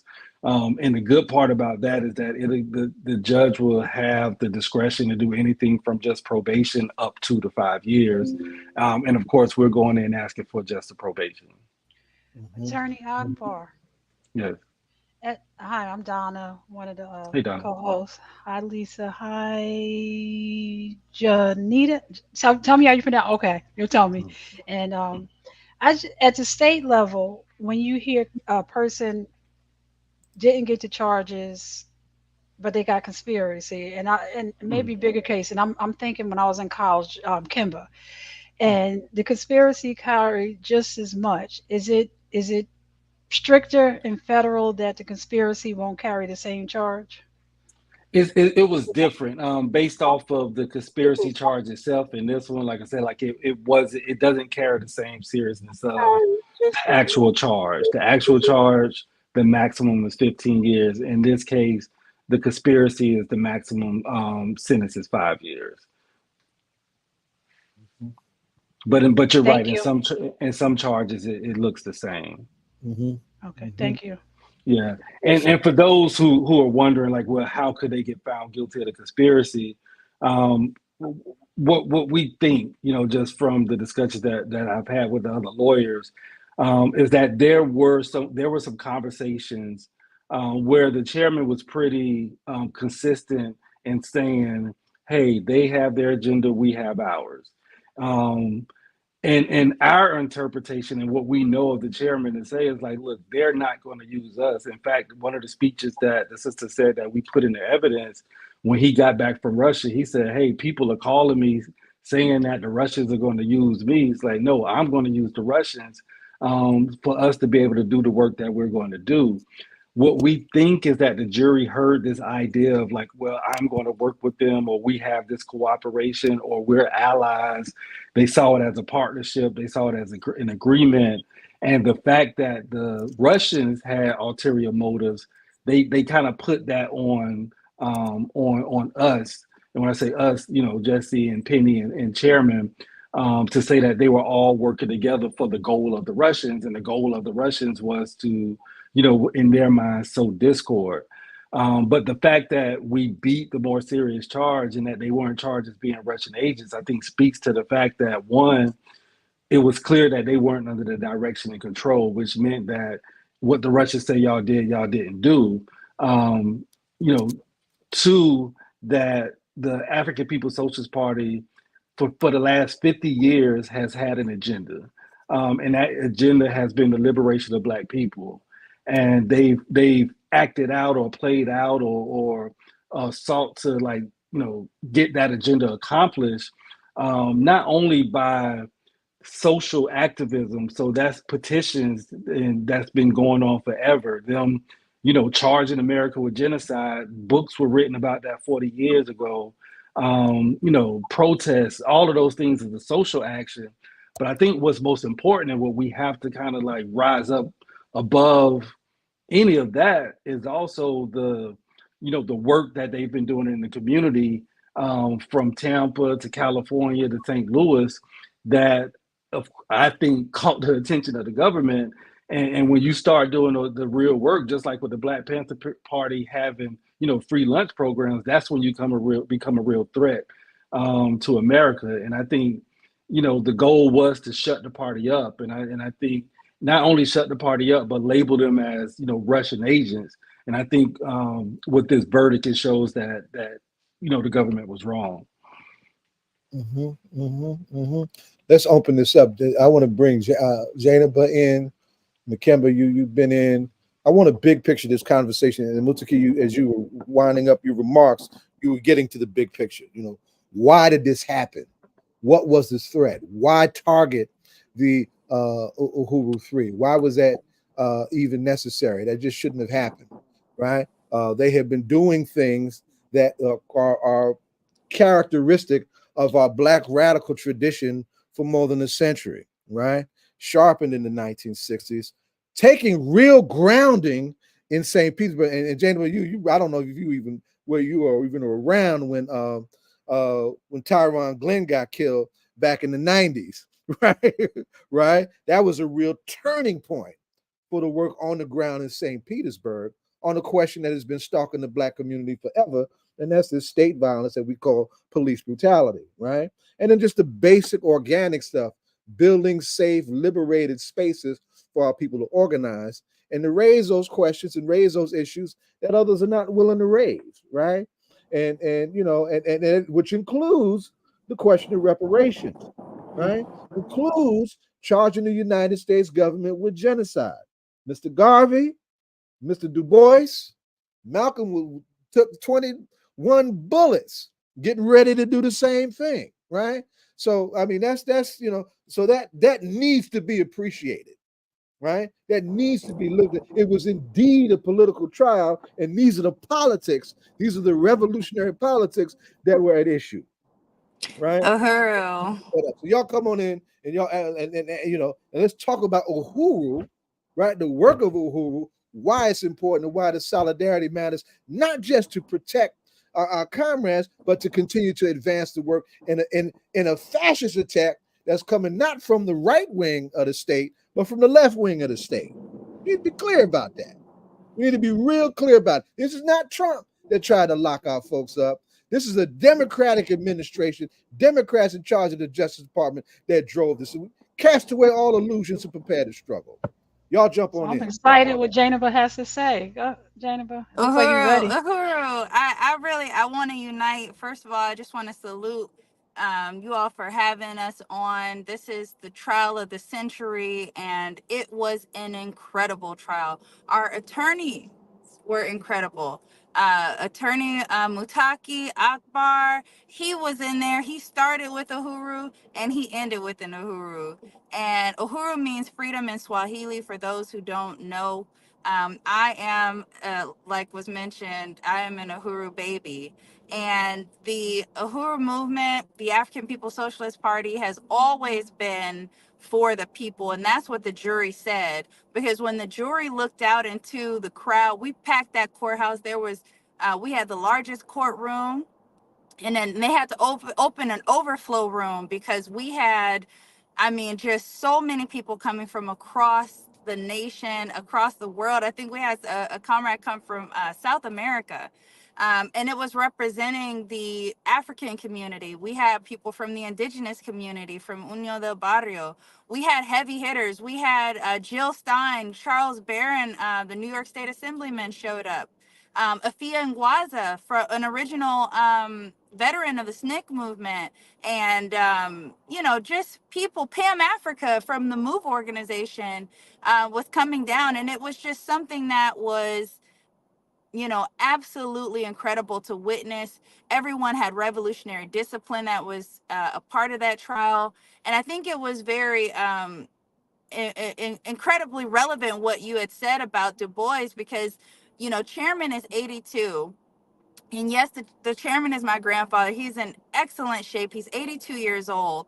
But Du Bois was 83. And in 1951, W.E.B. They Du put Bois, him in handcuffs. That's right. That's right, yeah, Janet. he Come was on. indicted. And yeah. And in 1951, W.E.B. Du Bois himself was indicted and arrested by the U.S. with the charge of being a Russian agent after he put out a petition against nuclear weapons. And our African charged genocide petition, that got over 130,000 signatures. So it's not just the political work that we're doing, it's also the economic institutions that we have. You know, over 50 economic institutions are under the leadership of the African People's Socialist Party. And this is something that I do. And it goes down from baking pies to selling the Burning Spear newspaper, which is the longest running revolutionary newspaper in print. And even during the morning, July 29, 2022, that morning, Chairman's wife, DC Ona Ishitela, was preparing to lead a doula training program to train African women, Black women, on how to be, you know, deliver babies because of the disparaging rates of maternal deaths in the Black community. And even with the attack going on, still led that incredible training program despite the attacks. So I just, you know, they did take down that petition because it was so well written and composed, referencing a document that was written from like or the early 1900s, I believe the 1950s, making sure that everything was right. The government brought up all of these FBI agents who were all paid. They put out a $10 million reward for anybody in the community that would speak against the chairman, Omali Shatella, and nobody came out. They had $10 million and nobody came out. Yeah, nobody. nobody came out. That The speaks to the integrity of the real integrity of some real work. Our people sell out for chump change. They they were Well, not. Easy victories. but go They ahead. gotta I'm sorry, live. Lisa. I know. But I I think know. it even speaks. I just Uh, even think. I'm sorry, Lisa. I just even no think problem. it speaks more to his involvement in the community. People just didn't know him from newspaper articles. People knew him as the person who will be there when they need him. So that speaks volumes. Sorry, Lisa. Yeah. And no problem. And I know of two people that they went after, and I'm talking about threatening them and all of that. So they couldn't bribe people and they could not intimidate people to testify against them, because also they had nothing, you know, their cases was completely bogus. But as we know that our community is so vulnerable so many times, and they can threaten people, and I've seen them do this, and people oftentimes will do that. But I also think it speaks not just to the physical involvement of the chairman and the Uhuru movement in the community, but also the political ideology of the Uhuru movement, because we are anti-colonialism. One thing I want to just say real quickly, because another thing that we are planning for is the march, Black People's March on the White House, November 2nd. People can contact me at 862-462-4091 if they're interested in leaving from the Newark and New Jersey area. But one of the things that, Lisa, and can I've you been repeat told, that number one more time? oh, Repeat sure, the number. 862 462-4091. This is going to be November 2nd. And the Black is Back Coalition, which is chaired by Omali Yeshitela, part of the Uhuru movement, we have a completely different philosophy about elections and everything than what was mentioned and talked about in the previous segment. And they accuse much of what they accuse the chairman in the Uhuru 3 of, from what I can see. They often reference that they were interfering with elections. And one of the things that we say, the Black is Back Coalition, we have the Electoral Campaign School, and we talk about how to interject revolutionary politics into these campaigns and how to get people out of office who have been a complete failure to us, whether they're Democrats or Republicans. And we also showed people how to vote people out of office, not just about voting them in, but how to recall them and get them out. And I really feel that the government was definitely threatened by that. We certainly know the Democratic Party was. We are anti-colonial, anti-war. We don't support warmongers no matter who they are, whether they're in high heels or what. And, and these are the conversations that we have. And I'm told that there were quite a few references to the Black is Back Coalition, but I do know that they accused the chairman and the Uhuru 3 of interfering with the elections. And I want to say that Jesse Neville is the first white candidate that I'm aware of who literally ran a campaign with reparations to the Black community as a central focus of his campaign. He ran with the Yeah, Killian his Island. slogan was unity through reparations. Yeah. And it was during that campaign that a segment ended up on the Breakfast Club where Charlemagne the God had played a clip from where Jesse exposed, and essentially the theory of African internationalism and our strategy exposed one of the running mates or running I'm not running mates but candidates as saying that to tell Black people to go back to Africa. And so it's such an incredible strategy. It's such the work that we do is it goes beyond just explaining the world, but really does work in terms of changing the world. That's right. And I'm gonna I know I mentioned earlier that I wouldn't have much time, but I really want to salute everyone before I get off. I want to salute everyone and just say, join us for that march and reach out because we are an incredible organization and there's so much more work to be done. Uhuru. Oh, exactly. And also, I just as we find out, hold on a second, because we actually got to watch the clock because I got another segment coming right behind me. That's in the same stream of struggle, right? I got some Panther comrades coming right behind y'all, right? I just did some local things I wanted to appreciate about November 2nd is the anniversary of the liberation of Assata Shakur from a New Jersey prison, right? Black Liberation Army, and it is said that the late Sekou Udinga was the point man, right? I wasn't there, but whoever did what was necessary to militarily liberate our sister from the captivity of the clutches of this racist state, the ancestors are supremely pleased, and so am I, right? 1951, it was Paul Robeson, straight out of Jersey, 6'5", 240, staying crackers to death, speaking 25 languages, 8 African languages, with William Patterson, who put that genocide petition together that was delivered to the United Nations, and he caught hellfire as a consequence of that. And Du Bois was in that stream, and that was too much for the NAACP back then. That's why he had to leave them, right? And Paul Robeson was also labeled as a Russian agent after being in the Soviet Union. That's right. That's right. Yeah, he was forced to testify. Yep. And Russia was very different then than it is now.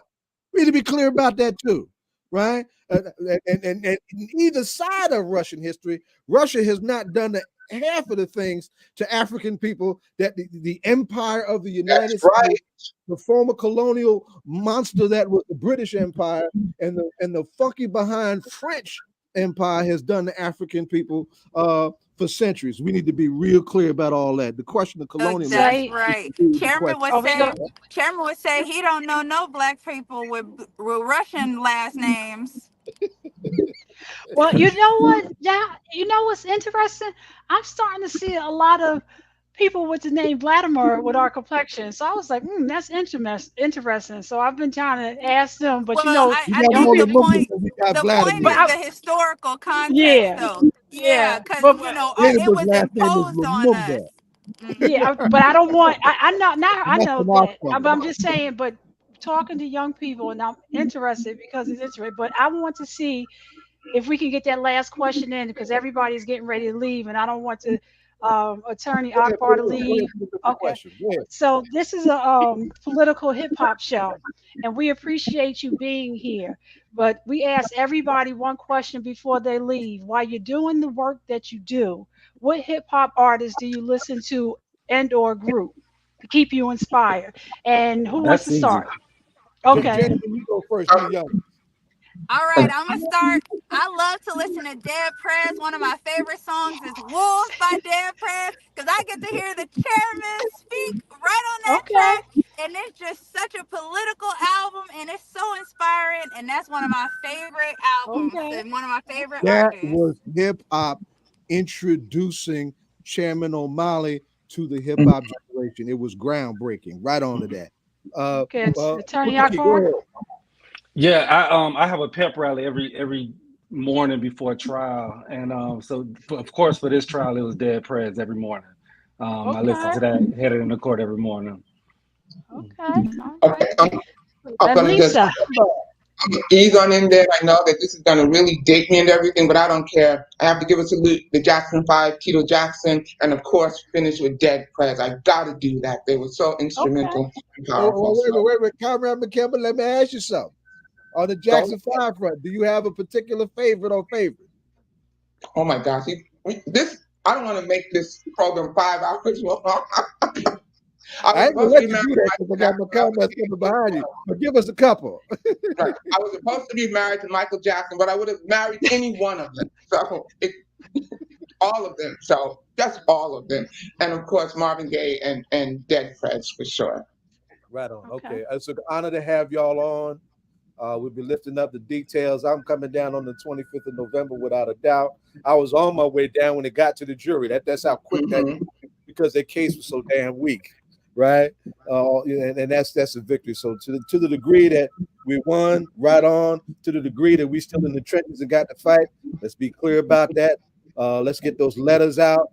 Let's mobilize our base and let's do what we got to want do. 500 each. We want them to get 500 letters each. Right on.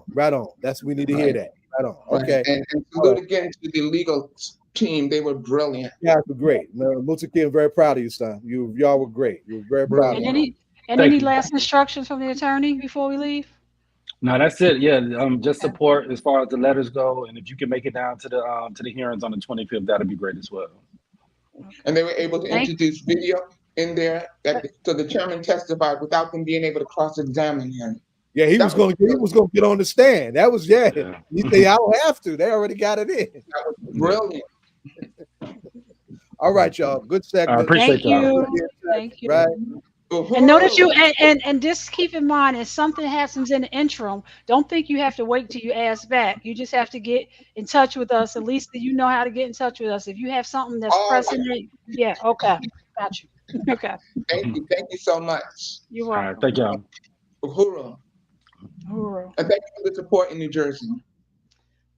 It's all love, sister love. It's all love. Now listen, Donna, I want you to just talk for a few minutes. You can talk about whatever you want.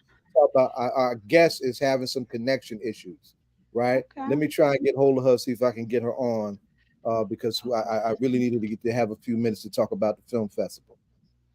So, okay, go ahead. I'll talk to Ed. Ed, I was listening to Mayor in the background, and we talked about you having real talks and everything. So, do you think there's anything that we can do from this position to amplify, if young people are indecisive and it's because of, they're at the tipping point? Is there something more that we can do? You're mute. It's not necessarily young people, Donna. I mean, like the man said, I mean, we're talking about some 40 and 50-year-old people, right? Mm-hmm. who are former convicts, who are actually saying, former convicts for Trump. And we're talking about Chicago is the one that really started this, and now Newark is picking up on it, and now Mhm. Philadelphia, I understand, is picking up on it. Georgia is picking up on it, and but the mayor said we're only talking about 20% of black men supporting Trump. But the problem is, if you get down to a really close race, that 20% could be important, right? Yeah. and Mhm. and and the mayor said it's a tied race. And the question I asked John, you heard me. Are we talking about independence? Or are we talking about undecided? What are we talking about? Because Mhm. what I'm hearing is, and I don't know if you're hearing this, Donna.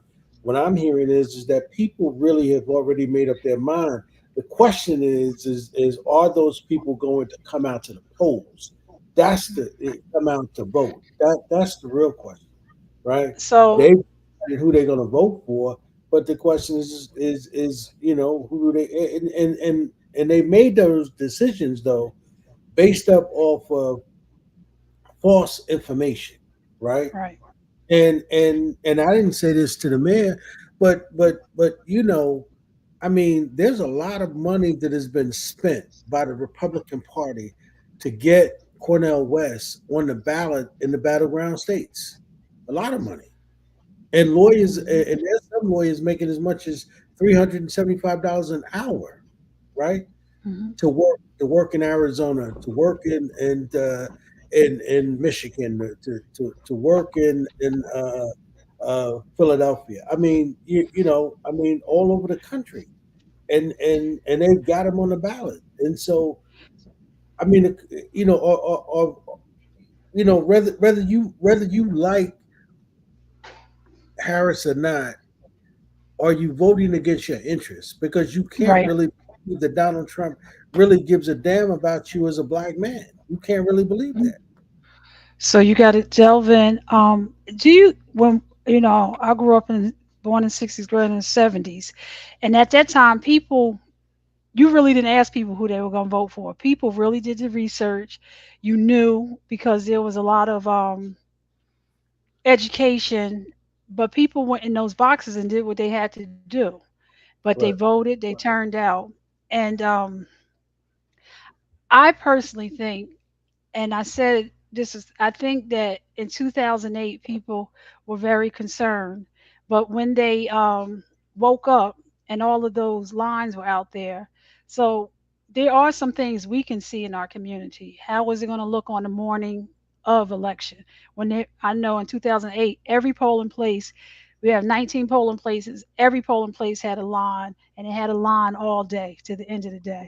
And if that happened in 2008, I think in 2024 it's going to be double that. That's what I think. And I think people are excited, but people are protecting themselves because we have very diverse communities. There's been a lot of inflammatory things that have been said out there that have caused people real concern. We had a reporter on last week, and he said, "Listen, we better get together. But if this comes for them, it's going to be a problem." So, Yeah. Yeah. See his in at least in my mind, right? hmm You know, I got this thing right by my desk, and I remember that you know uh, Biden got 81 million votes, right, hmm in 2020. hmm You got to be clear, or at least in my mind, I'm clear. Trump got 77 million votes, right? 4 million different. Uh-huh. Yeah. I'm clear.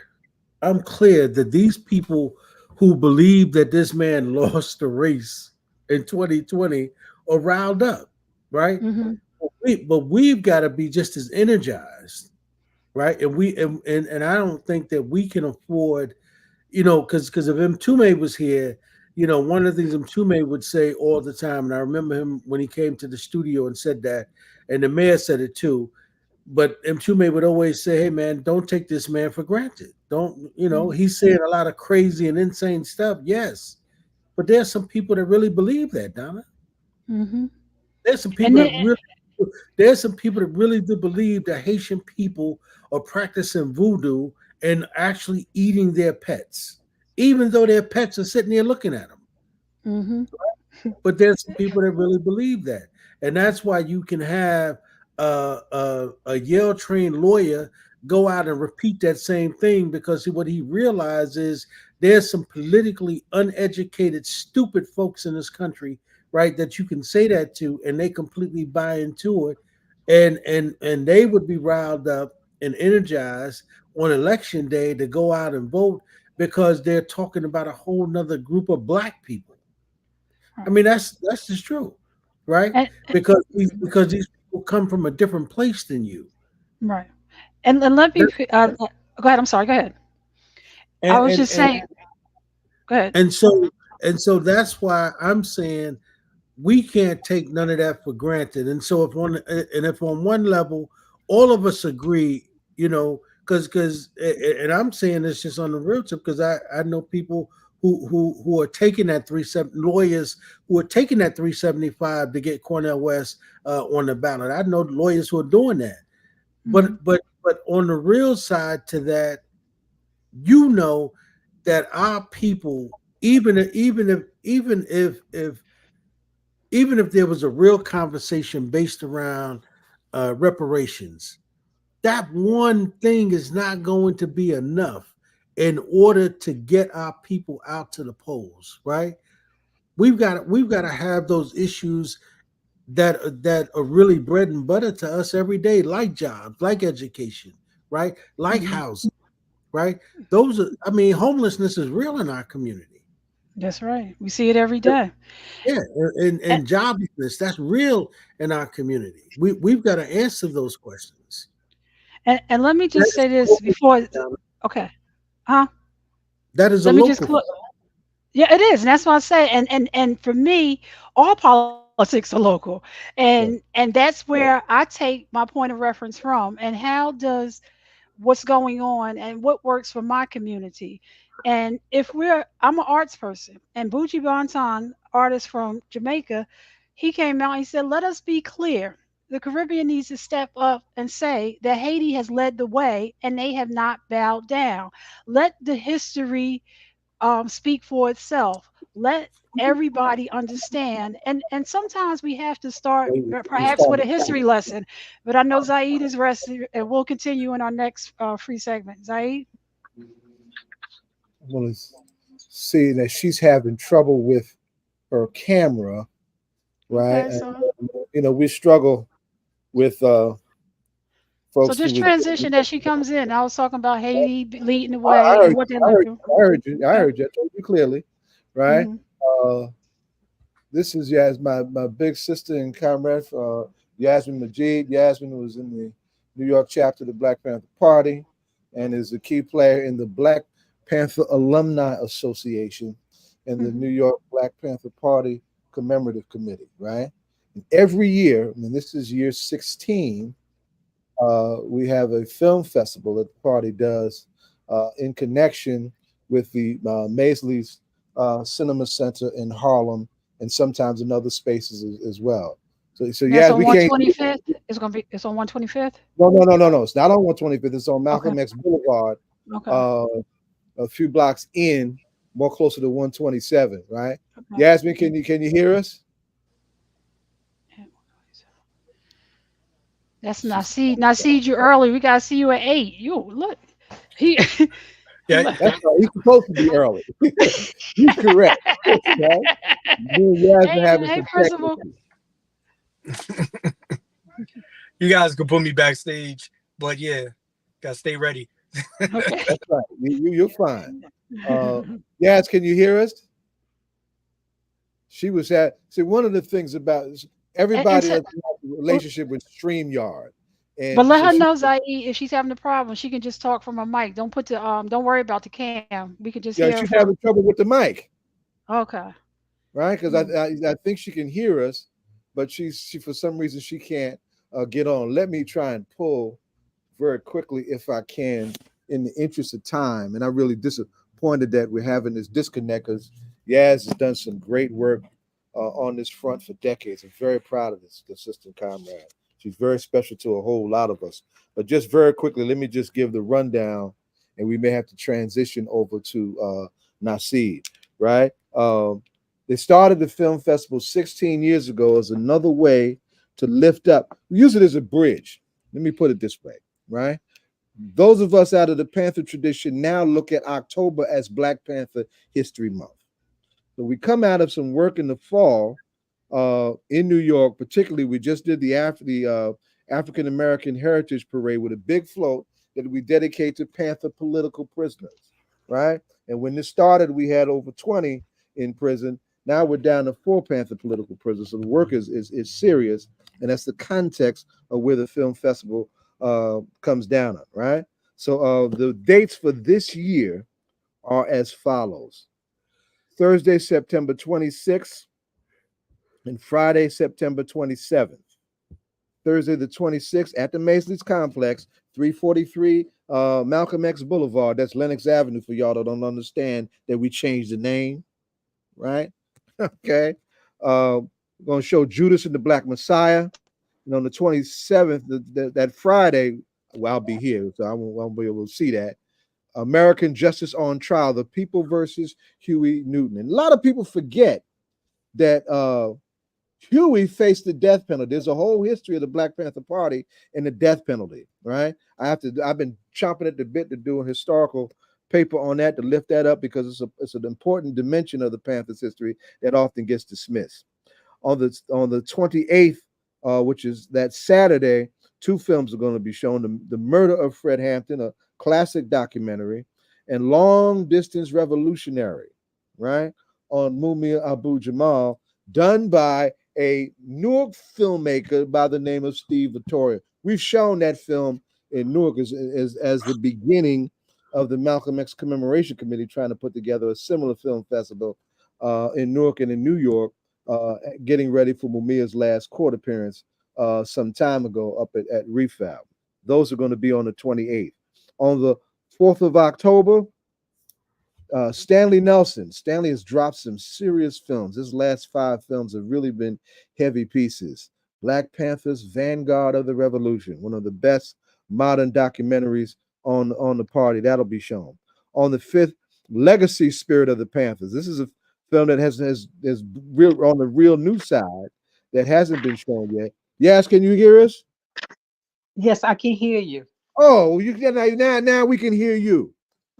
Oh, Catch your okay. breath. Take a few minutes. Okay. I try to do it all, but take a But breath, yes. give us a few minutes, and tell us about the festival and why it's so important, and lift up any highlights you want to lift up. Okay. Well, I heard you say that it's the 16th year. It's the 16th year at the Maisels Cinema, and we started this. It was started. The Black Panther Party Film Festival was started with Kathleen Cleaver. A few years before that, she was having the film festival, and the Black Panther Commemoration Committee picked up the film festival, and this is our 16th year. And this year's theme, we always use the 10-point platform and program of the party as a theme, one of the points every year. This year, we decided to have this. The theme is to really talk about the Black Panthers. So the theme of this year's Black Panther Party Film Festival is Enough Said. And with that, all of our films have is information around the Black Panther Party and our comrades. So that's what the festival is going to be this year, and we're excited about it. And American Newton knew, I think, on the scene that, and legacy of the spirit of the Black Panther Party. That's going to September on Saturday, October 5th at 4 p.m. That's a new film around Charlotte O'Neill and Mama C. and P. Yeah, Mama C. Right. And And folks, there's let the me other put a pin film in I'm that for a laughing. second. Let me put a pin in that for a second, yes, because people need to know this. Okay. Sada ain't the only one in exile. Baba Peter's been in exile in Tanzania Oh for no. decades, right? Maybe perhaps even longer than Asada, right? And the work that they have Yes. done where they live in Tanzania is something to behold. So that's a film really worth checking out. right? So I just wanted to lift that up. Go ahead, as you were. Yes, and please, and the other one that we have to really talk about and uplift is the one American Justice on Trial, the Huey P. Newton film, and with that is, I think this is the first time that it's going to be shown as well. And then we went back and pulled Public Enemy and its interviews with Panthers. Kathleen is in it, and so is Jamal Joseph, Bobby Seals. So it's quite a few people in that one, and that's the end. And at the end of the film festival, we go downstairs and we party. So the Black Panther Party, while we did a lot of work, there was always time to enjoy ourselves as well, and to remember our comrades, our fallen comrades, and also, but most important, to remember the four Panthers that we still have behind the walls. That's right. That's right. That's right. Right. And it's, we got to get them out. We got to get them out. We And definitely have to get them out. And after every film, there's a panel. So you'll get information from the panelists. And the interesting thing, while we usually show documents, this year we're showing Judas and the Messiah for a reason, because we want to show you and talk about Judas and the Messiah, and then I on think that you muted. Saturday, the assassination of Fred Hampton, which is the documentary. Yeah. And we'll have people to come out to be in that. And we basically is to educate. And as Pastors used to say, As you're breaking up. Sister Yasmin, how's Fred Hampton doing? We used to be able to get him in a studio or Fred talk, Jr. and he would be available. Yeah, quite. And Fred Jr. I'm sorry, how's he doing these days? See, I think she muted herself by accident. Yeah, you muted yourself. Have you talked to him lately, Zaid? Fred Jr. We've been back and forth and texting and whatnot. I'm supposed to go to Chicago in October. We have a cub, Leela Wills, who's done a hell of a thing in putting together a whole historical piece on the Illinois chapter of the party. One of the things, and we'll wind up with this. One of the things about Sound like when we hear Yasmin, you back? No, listen. When we hear stories about the party, 9 out of 10 times we hear about the West Coast. The West Coast leadership, right? Yaz is in the New York chapter. The New York chapter called hell because of its influential character and its strategic position just by virtue of being in New York. Right? The Illinois chapter, the chapter that Fred led, wound up being the largest chapter of the party and fed the party throughout the country by virtue of what it was able to generate from their base. And they continued and with that strength even after Fred was assassinated. It's a great story, right? She's been really lifting up that history locally in Chicago, and I've been trying to get out there. I'm going to join them in Chicago for their next gathering at the end of October. The interesting with this, speaking of Fred, the reason that we picked Judas and the Messiah, because on the panel this year, we will have Blair Anderson. He was in the house. He was one of the brothers that was in the house when Fred was assassinated. So he's going to be on our panel. He's coming to New York. And so we can have some history about what happened in that house the night that Fred was assassinated. On December 4th, 1969, yes, that left Fred and Mark dead, and several comrades were also seriously wounded. In that it wasn't a shootout, it was a shoot-in.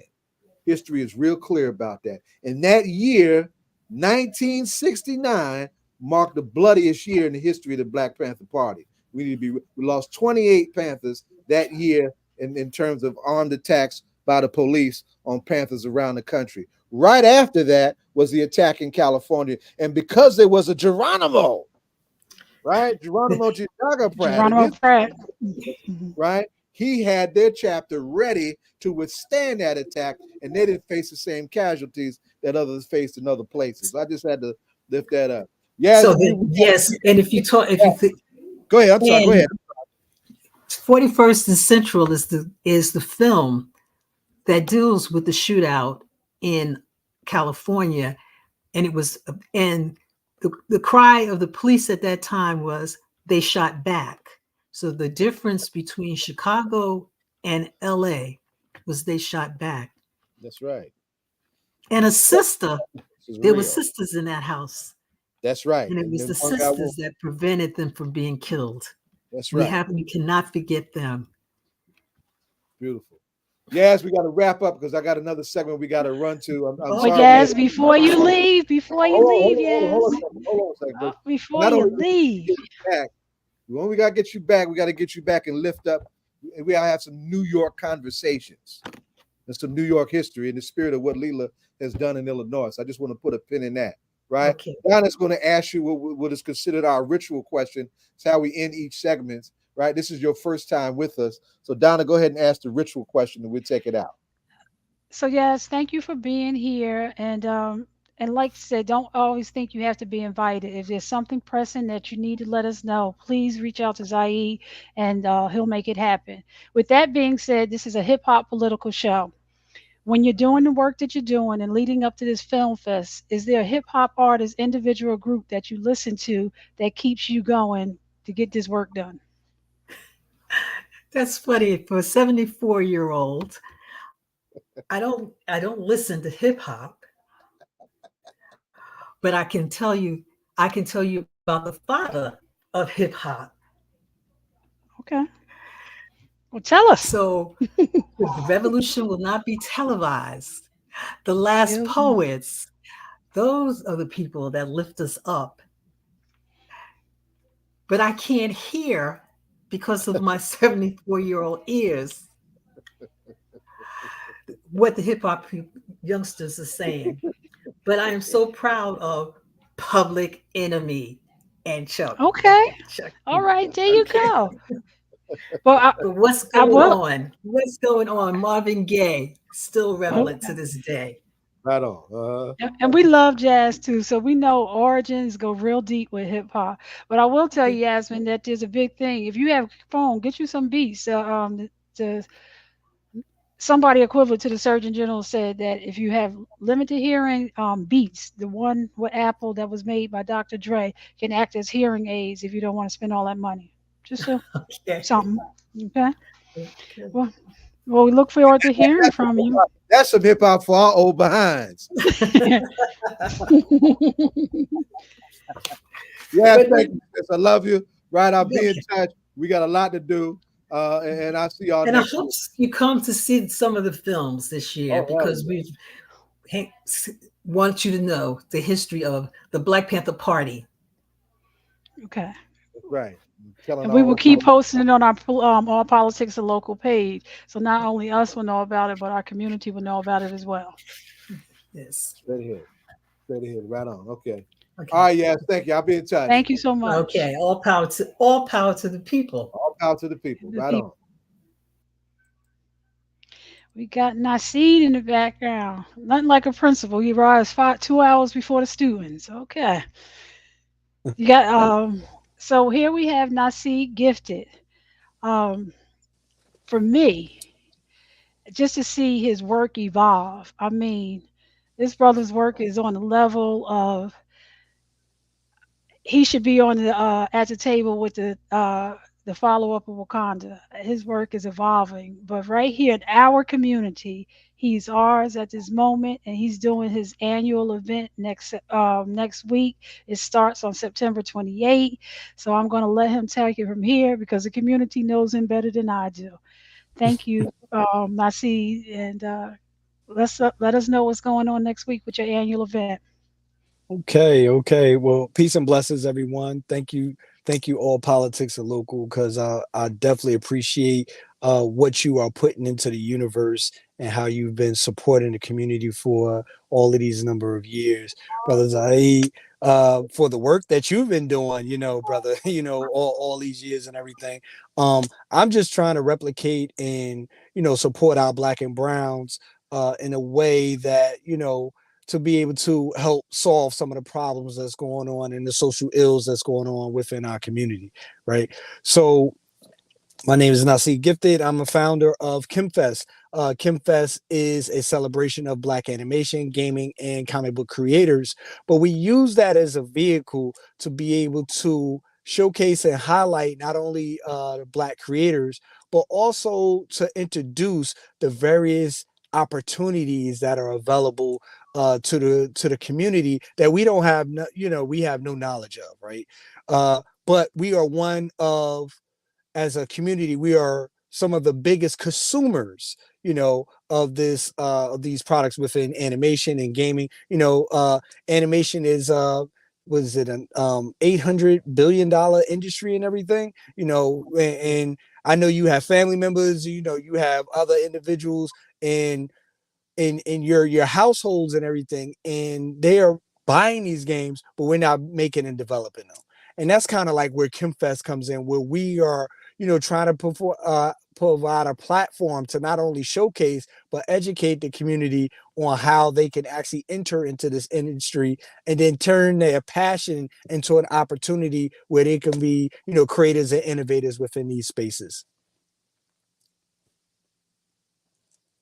Wow. Okay. So tell us about when you look at your work from the first year until Yes. this year, do you reflect and even let students know, listen, it's a constant, the needle keeps moving and moving. Mm-hmm. And now when I seen it, I was like, wow, we have to get this in the community, get some things done. So how like your participation, your numbers, and even Yeah. go ahead, I'm sorry. No. Yeah, we've been seeing growth.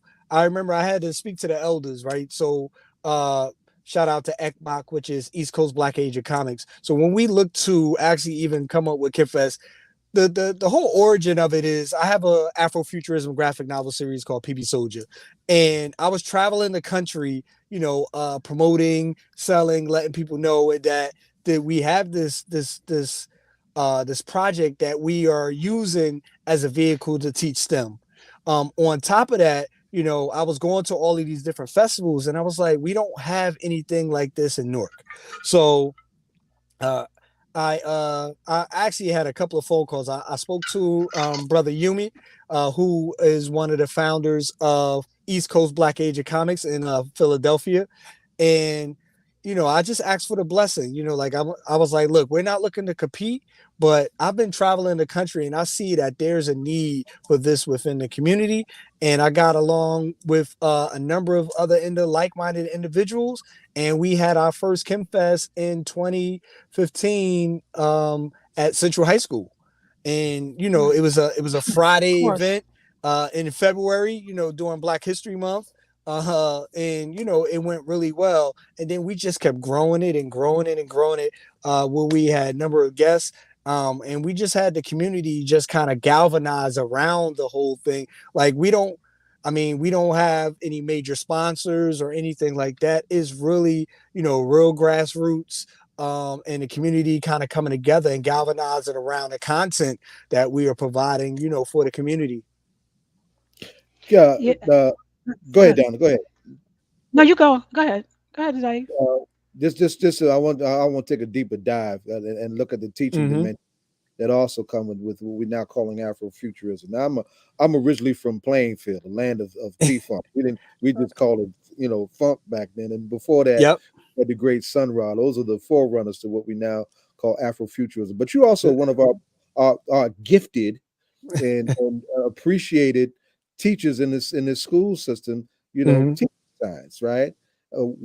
How far has Afrofuturism come in the reaching and connecting with our kids, and having this creative space that allows them to take a Mm-hmm. dive into math and science in Mm-hmm. a very practical way, and that we've had trouble with for decades. My generation certainly wasn't trying to do that. We were just using math to sell drugs.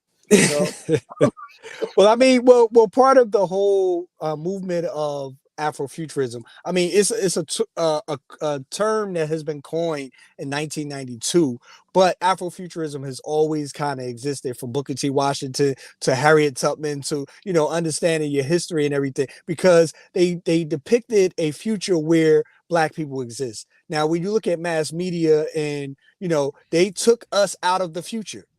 So when we get into topics like reparations and everything, people can't even envision what the future will look like if we would have that, and having those conversations. So what Afrofuturism has been doing is being able to paint what this future will look like, and it from a Black lens. Like, how is our community going to operate? How are we going to interact socially? How is the art and culture going to be infused into everything that we're doing, and being a part of this future?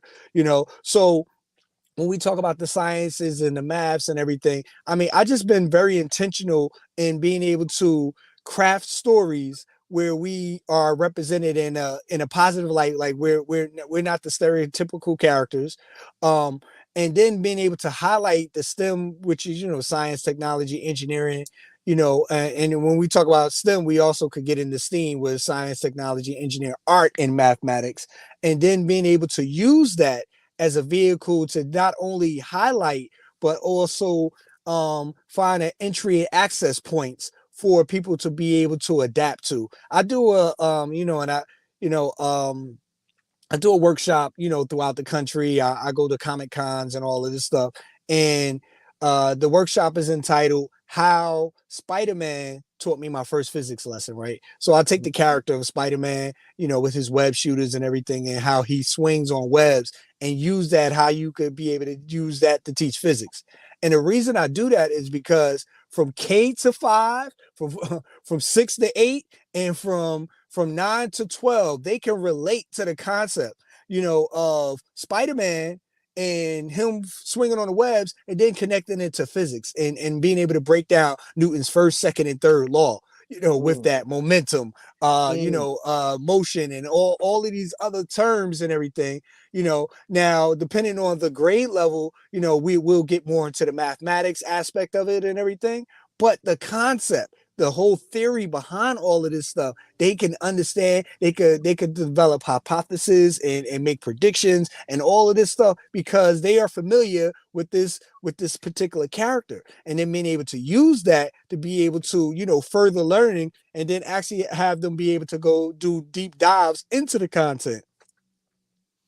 How has that translated into our students maturing in the embracing of these subjects, Mm-hmm. and ultimately moving into professional lives, right? Mm-hmm. As they leave us, as they leave you, in the classroom.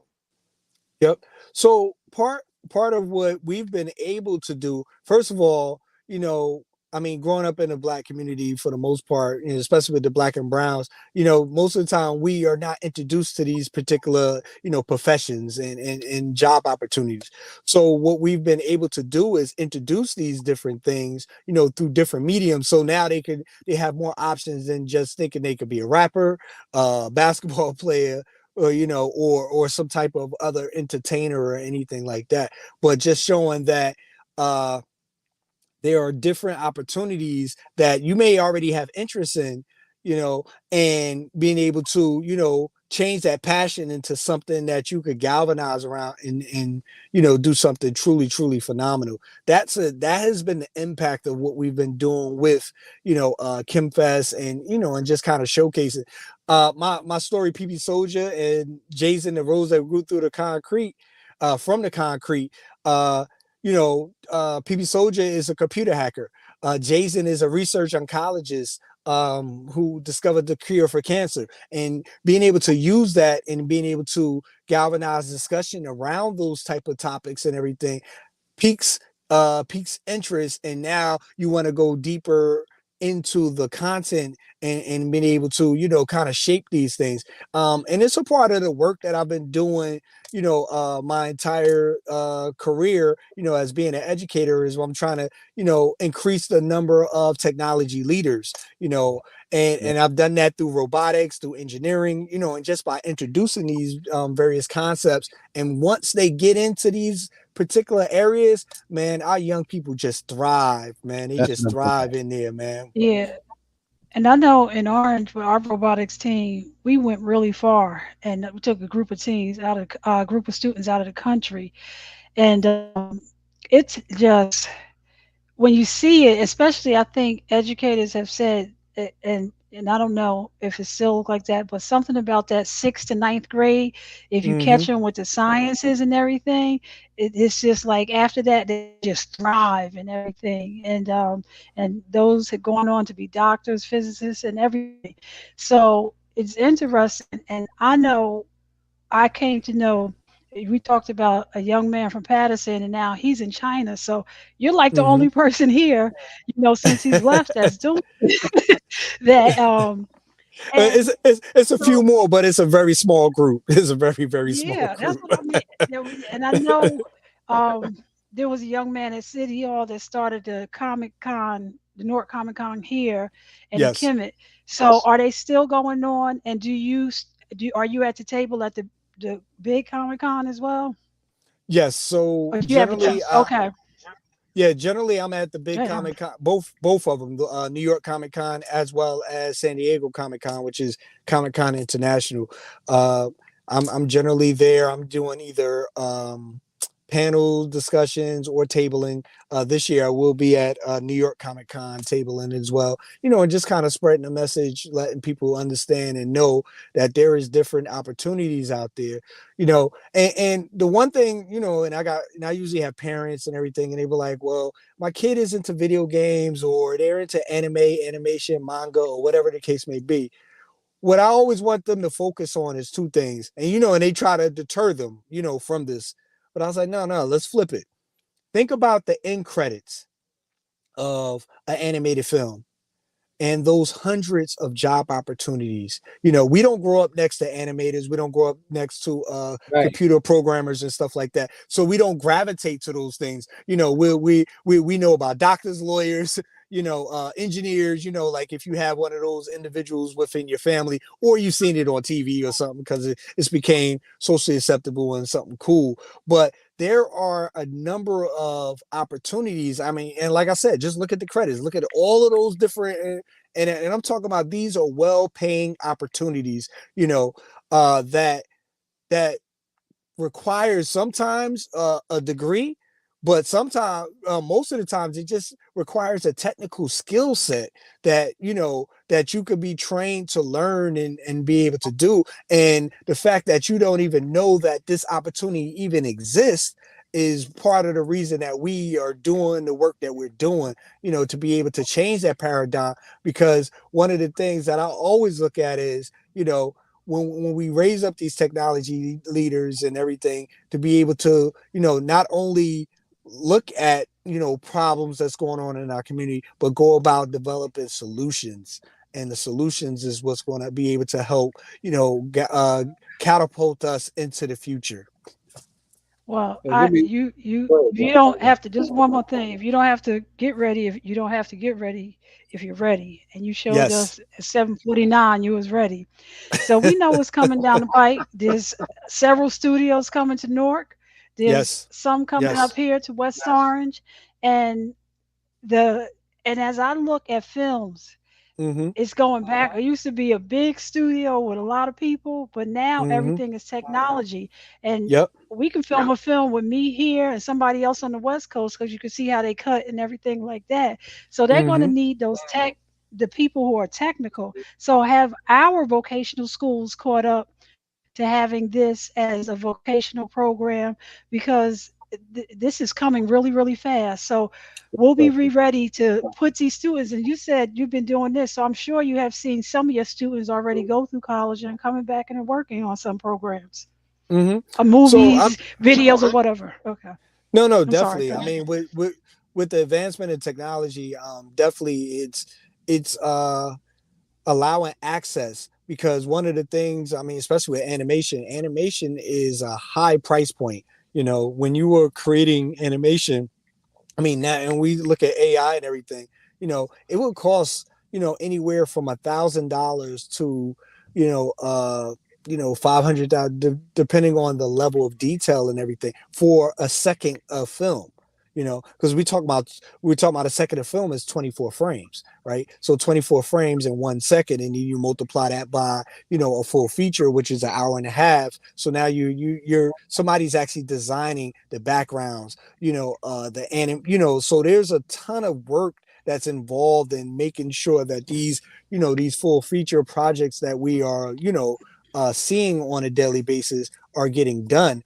But like I said, our community is, not even in the know about how to be able to even enter and everything. So that's why we trying to bring in some people from Pixar, from Nickelodeon, and then we're showcasing, black 14 films from across the African diaspora, from individuals who are doing the work and everything at the Animation Film Festival replay. So, we are definitely proud of that, aspect of it. And for those who don't know, Kim is short for Kemet, so we want to go back to the roots of everything. And then when we talk about like comics, you know uh comic comic books in general, was industry that was dominated, still pretty much dominated, by middle-aged Jewish men, or middle-aged white men, right? And but if we go back to the essence, when we look at the hieroglyphs and, the metanetza that are written on the walls of Kemet, those were the first comics that were written because they were used to be able to tell story and extend the legacy of those particular individuals during that time. So we are really just retelling the same stories, that our ancestors have been telling for centuries. Now Zaid? I was coming to that because I know you went to Kemet recently, Yes. last Yes. year. Tell us about what that did for you on top of what you were already doing. I mean, it was one thing to study, about Kemet all of these years, but to be able to touch the land and see and interact and understand, like, the story of life, right? So I mean, when you go there, when you're on the east bank of the Nile and then you're on the west bank of the Nile, like, life is on the east bank because the sun rises in the east and sets in the west, and you can Yes, actually witness that, and so that's why when you look at the pyramids and the tombs and all of the other stuff, that's on the west bank of the Nile. From a historical standpoint, no one really lived on the west bank of the Nile because that was where the sun set, you know. But all life in the kingdoms and everything that we were, that we would imagine and everything was all on the east bank. So you get to kind of see that, and to be able to travel up and down the Nile. I flew from, Cairo to Aswan. Cairo, just for, of course, that's where the pyramids of Giza and, a number of other monuments and everything are there. But that's where you have most of your, your Arabs there. You have more of your darker skinned Africans in Aswan, which is more south, which they actually call Upper Egypt. So south is actually Upper Egypt, north is actually Lower Egypt, because that's where civilization kind of started in Upper Egypt and then spread it to Lower Egypt and everything. So just to be physically there, you get to kind of understand that, and then to travel up the Nile where life is being produced. Like, this was the essential gateway for all life. Man, it was a phenomenal experience, man. I need to go back because I got so much more to learn. I know that's Well, right. you're going after this beginning of the year. You're probably gonna need to go back. So September 28th is the day. All roads lead to the Haynes Building, starting at That's noon.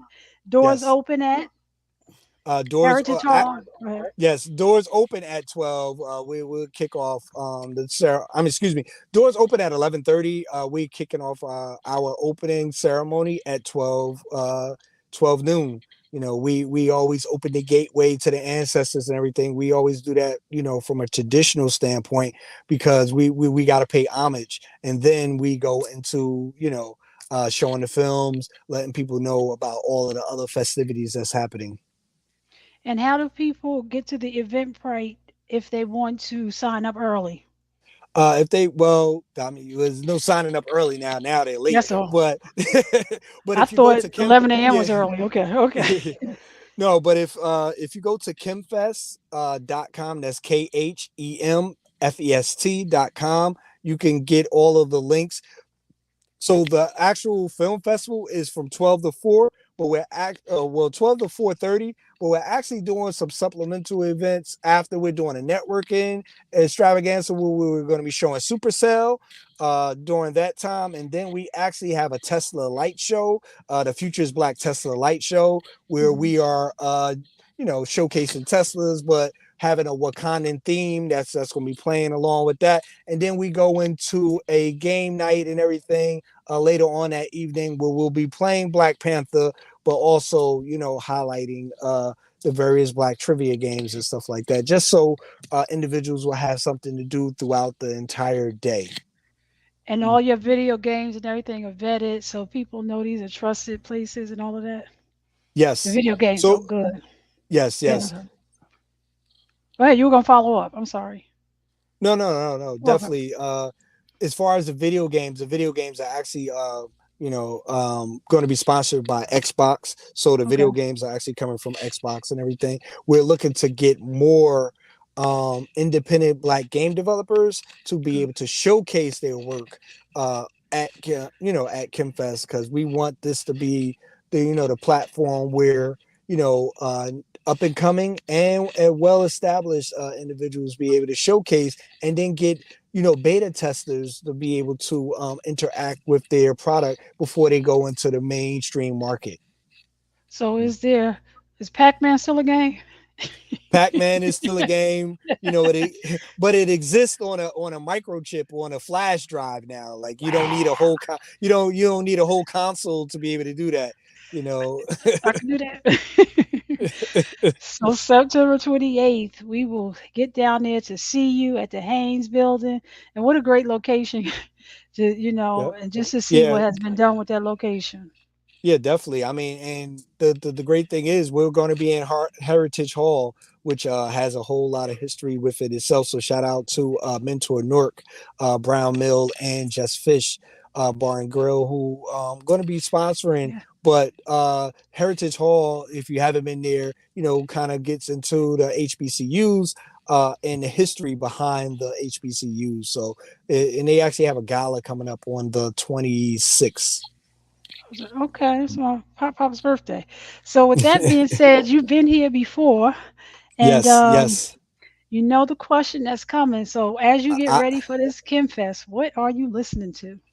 Oh man. So I've actually been this last week or two, I've been listening to a lot of Afro beats. So I've been listening to Tim's, I've been listening, so that's been my little playlist that I've been going through. So Tim's and actually Metro Boomin from Atlanta. I've been listening to this guy.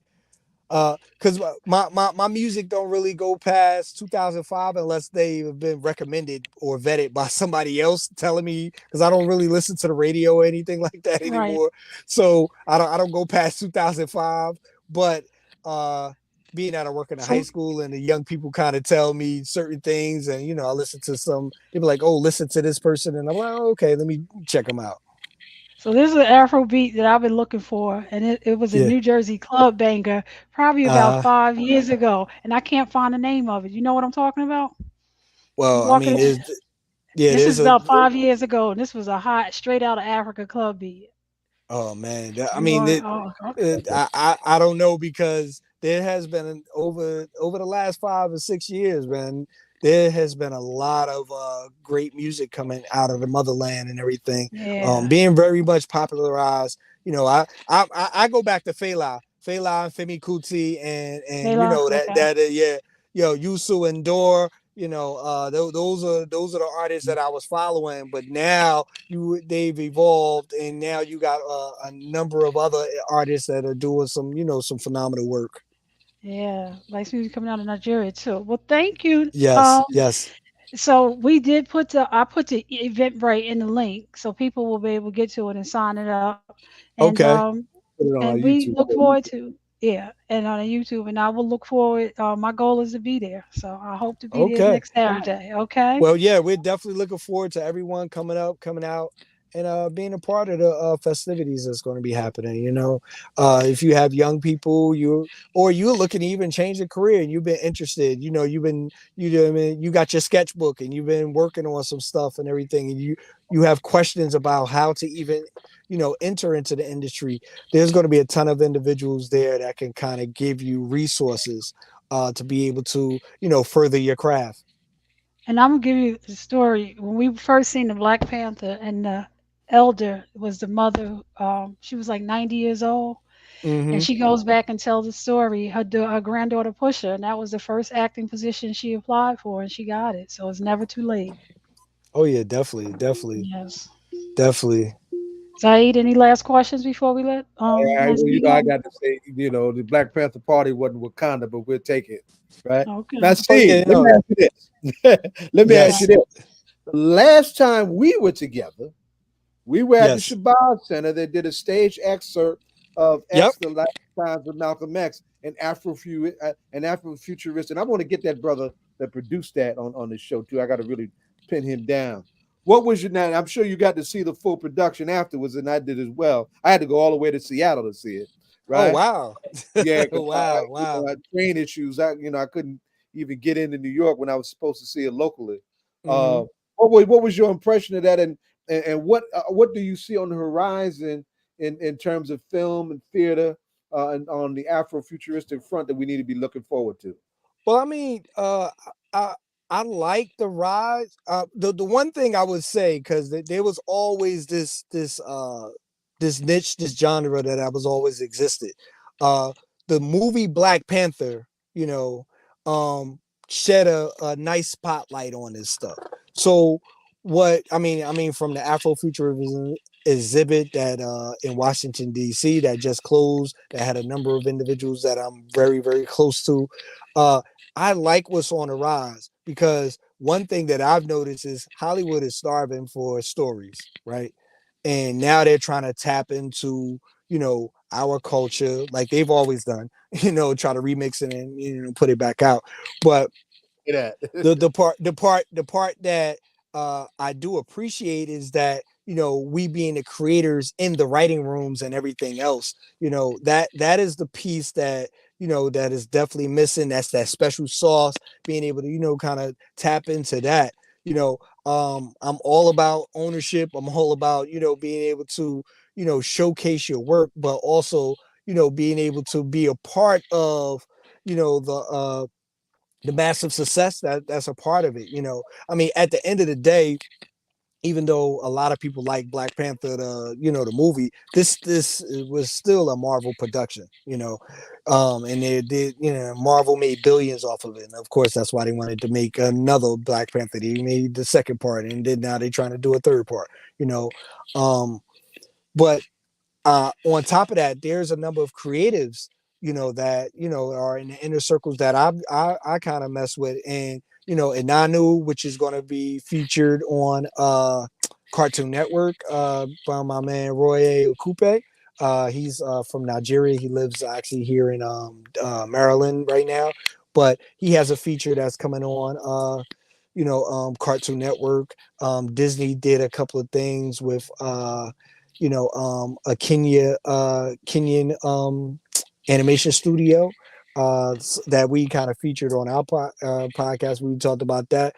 So I like the fact that we're getting a plethora of individual and creative talent that are showcasing their work, and it's becoming more mainstream now, and then these individuals are able to feed their families off of it. Yeah, indeed. Another Well, front of thank opportunity. Right on. Go ahead, Donna. Wrap it up. No, I was just gonna say thank you, and we wish you continued success. And I'm proud of you, I little see you. brother.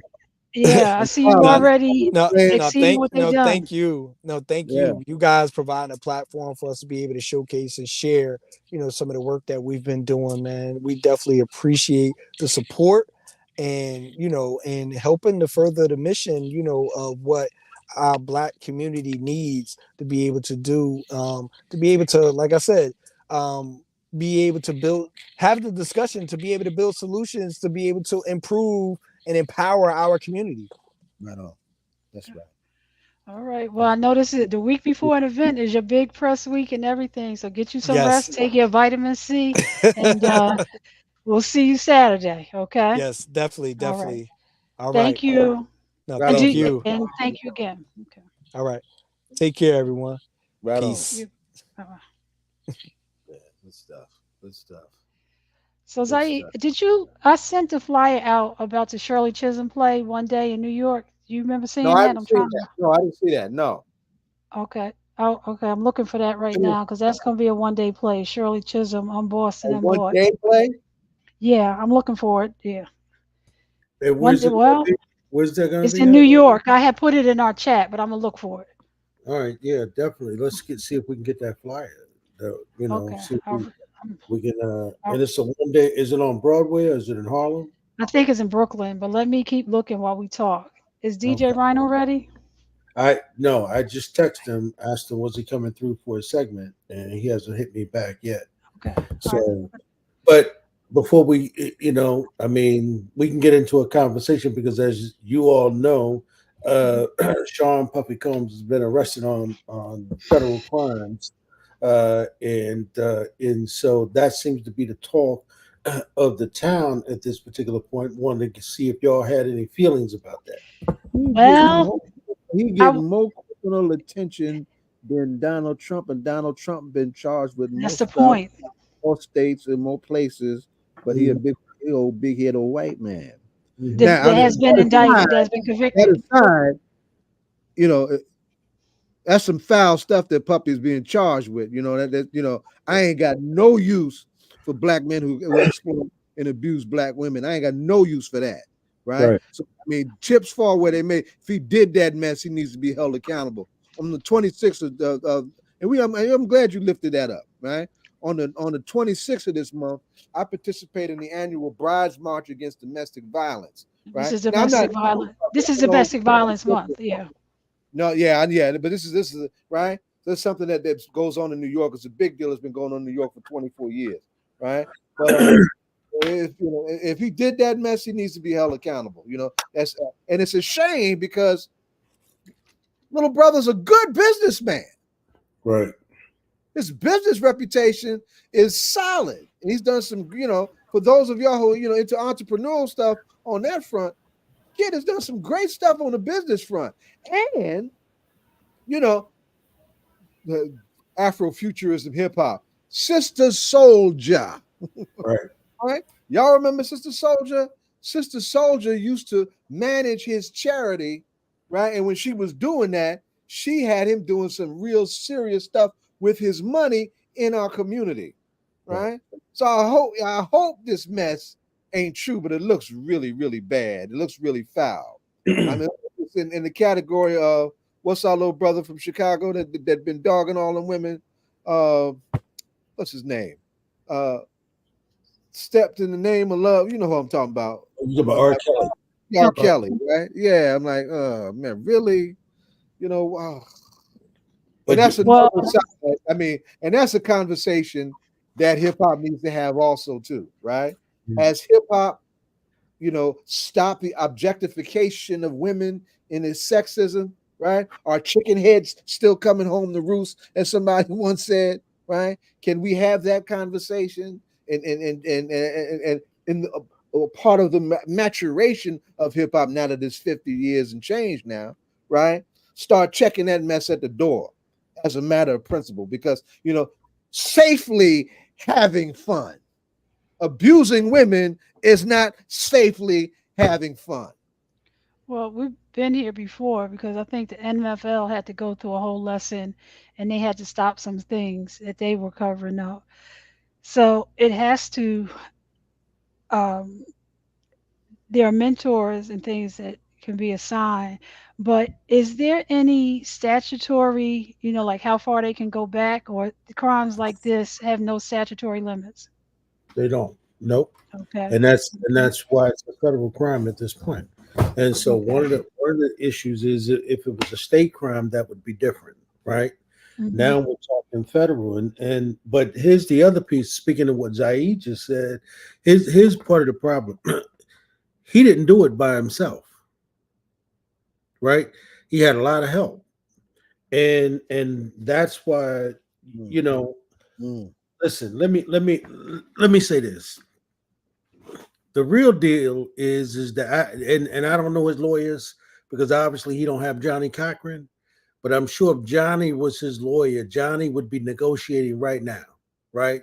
Because when you've got that much evidence, you got video evidence of the crimes actually occurring, because he videotaped everything they say. Now I haven't seen the evidence, but if you got videotapes of all of these crimes actually happening, right? And somebody could literally play that for a jury, right? That's a slam dunk, right? You don't need anybody to testify. You just put the videos up there. And if those girls and those people are still alive, like Cassie, who's still around, and you put that video out, which CNN did, remember, CNN was the one who released that video, right? And so everybody saw that video. He came out and he apologized. But what they're saying is there's hundreds of videos that are out there of these so-called or these alleged freak offs. Now, if that's out there, what I would be doing is negotiating on his behalf. I would simply say, listen, let's talk to the prosecutor. Let's find out what kind of deal we could get. Because if you're not going to release this man on bail, and they're now talking to other witnesses, you know how many years he could spend just in lockup without bail? Yeah. This thing could go on for the next 5 or 10 years with them just pulling together evidence Yeah. and then go to trial. But by that time, you can negotiate a deal and he could be out of jail by then. Hmm. I don't know who his lawyers are. I don't know what they're negotiating, right? But if that was me, that's what I would be talking about. And at this particular point, there are a whole bunch of other people who got to be really, really concerned, because Puff didn't do this by himself. He had a lot of help. Hmm. And there are a lot of people out there, right, who helped him commit those crimes. There were people out there who provided security. There were people out there who picked those girls up. There were people out there, and if there were people coming in from out of country, there were people out there providing passports. How did all of that? Because you can't go from here to Jamaica. You can't go from here to Guatemala. You need a passport. How was all of that happening? Right, and so he's being charged, with kingpin, charges and things of that nature. And so at this And particular, it's a RICO charge too, right? right, it's a RICO charge. Hmm. So you being charged with those types of crimes. I mean, you talking about somebody potentially spending the rest of his life in prison. Yeah. And so that's why I'm saying I would be negotiating. I Hmm. would, I would even let it get that far. If the judge is already saying that I'm a danger to society, right? And you talking about not releasing me on bail. I've got RICO charges that I'm looking at, right? And remember, the mayor said this earlier. Puff is a black man. He ain't no rich white man. He's not Donald. He's not a Donald. Right. Right. He's a young black millionaire, close to being a billionaire, right? And there's a lot of people who would love to be able to bring him Take him down. down because he got that money. That's right. That's right. And let's be clear, people might have said, why didn't he go to Ben Crump? But Ben Crump is a civil attorney and he right. needs a criminal attorney. That's right. And Johnny Cochran was a criminal attorney. That's right. Okay. Two different attorneys, right? That's right. They're at this very moment. But listen, he also can get some lawyers who could He's the best lawyers he can get money can buy. He got some money. Yeah. There's some great criminal attorneys out there that he can get. Right. Mhm. Now, granted, you had Johnny Cochran who negotiated his first out, right? When kept him out of prison and all of that stuff. Mhm. And remember, there's some people out there still fiending for that because they felt that somebody else, namely the young rapper Shine, took the fall for him back then. So there's some other people out there who are saying, Puff finally gets his due because at this particular point, On the roofs. karma comes, right? You reap what you sow. So I don't know if the brother committed these crimes. I don't have any evidence of that. I haven't seen any of that. But I'm Mhm. saying all of the stuff that is being alleged. And if they Mhm. have all of that evidence, I would not let that brother just sit in prison. I wouldn't do that. Right. And I listened to the I would have View, a conversation and with him. some. And I would say, hey man, here's what the prosecutors got. Here's what the feds got. Why don't we sit down and see if we can make a deal? Because if they're not going to give you bail, the trial. I mean, you could ask for a speedy trial, and yeah, you'd want to get one. But if you don't get a speedy trial, you could spend 5-10 years just waiting to go to trial. Yeah, yeah. I And mean, think about how many people have sat up in Rikers, Zaid, waiting to go to Shut up trial. and county. Right. And they just never got there. Yeah. So that's something we have to think about, right? And I don't know if the brothers committed those crimes. And I mean, I've been to some bad boy parties back in the day in the 90s, me and Bashir, and they've been pretty wild. But I've never been to no freak offs. So have you ever did you see Sean's statement press conference or no, his he had statement there? Yeah, I'm gonna send it to you. Okay. And did you print down the indictment? It was like 14 pages only. I didn't read it. I didn't, I mean, I Okay. didn't see it. I'm just, at this particular point, I'm praying for the brother because Right. I know listen, I know what it is to be a black man in America. I don't know what it is to be damn near a billionaire black man in America, but Right. I can tell you, when you have a certain group of people coming for you, they coming hard. And I heard Ed Lover say this, and I don't know if it's true, but Ed Lover said it was the people that he was battling with over Chirac who came for him. That's how Mm, this came mm, about, right? mm. Chirac said, according to Ed Lover, he said none of this existed until Puff decided to sue them, right? Over Chirac. There you After go. that, all of this came about. And we always hear that. But DJ Rhino's in the house. I'm working on my intro to you, so I'm not gonna sing it. Right, Rhino? Well, mute button. What's going on, y'all? Hey. How y'all feeling today? Good, Don, man. real good. So you see, Rhino, we were just starting off having a conversation about what was happening with Puff this week. Yeah, man. And I mean, the only other person that knows all the other people involved is him. So, and I heard somebody say this morning on CNN, another lawyer say this morning, she said, isn't the silence deafening right now? It is deafening because all the other people that could potentially he could name that are involved.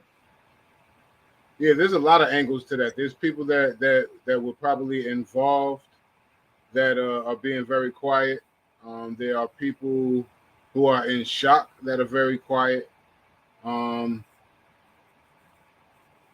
that don't want to make things any worse. People that don't want to instigate. That are being quiet. But then on the opposite side of that, the flip side is there's a whole lot of stuff going on the internet. The memes and all that stuff is going viral. Cracking on Diddy and this whole situation. A lot of people feel like not necessarily that they saw this coming because nobody really knew whether or not it was going to be a big shakedown on artists. As far as their past activity. But a lot of people have spoken on just kind of knowing or hearing about these things with Diddy, you know what I'm saying? Over the years, they heard about the parties, they heard about the activity, they heard about, just different things. So, so it's a whole mix up, man, of just, it's a mess, man. It's a big mess. You know what I mean? And like you said, all you can do is pray for the brother, man. But at the same time, if any of these allegations are true, you got to pray for the victims as well. Yeah. Other people who were involved. just pray for the whole situation, man. Hope that things go right. You know.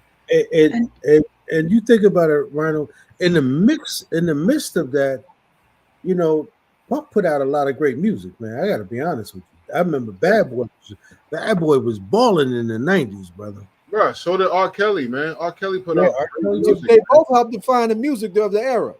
You know what I'm saying? Like, yeah. So yeah, I mean, when it comes down to the artwork, it's like you almost want to just separate that from the artist and what they're going through in their personal lives. You know what I'm saying? The artwork was so good, and you don't want to throw that away because those were moments in your life. You know, music carries memories. You know what I'm saying? You play music and it takes you to a certain time in your past. You know what I mean? So you don't want to throw none of your memories away. You know what I mean? That's your life. You know what I'm saying? Yeah. But at the same time, you can't support anything that may be wrong and negative that's taking place. You know, at the same time, you know, we just gotta watch your steps, man. That's all. Yeah.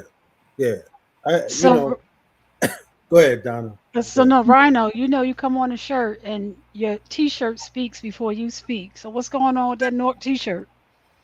It's just where I'm at. That's all. Okay. Representing where I'm at. I didn't really have a whole lot of time to even really set up for the segment today, so I just had on what I had on. So I'm just repping my hood. Well, what do you want us to know that you know about hip hop that we should know? Well, you know, this stuff that I haven't even really chimed on a lot of this stuff that's been going on because I've you know, fortunately I've been busy, but things that I know has been a big talk. One thing that's been a big talk is this whole thing with Lil Wayne not being put on for the Super Bowl, for Super Bowl halftime. You know, Jay-Z is behind the whole Super Bowl halftime, the music and the entertainment and all of that stuff. Oh, really? Okay. And so what I heard is that Kendrick is being put on because Kendrick's been making a huge explosion, man, with the, you know, Not Like Us, and just all year, man, he's just been really blowing it up with Not Like Us and this whole thing that he was doing versus Drake. People are not gonna like this. Yeah, right. So but yeah, so Jay-Z had basically set Kendrick up to do the halftime show for the Super Bowl.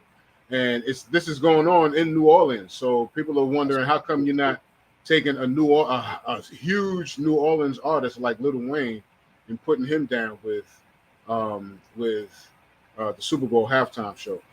Personally, I feel like he should be a part of it. I feel like maybe what they should do, but I also understand why they have Kendrick because, like I say, Kendrick's been making an explosion right now. He's super hot. Do that. But I think what they should do is have like a surprise the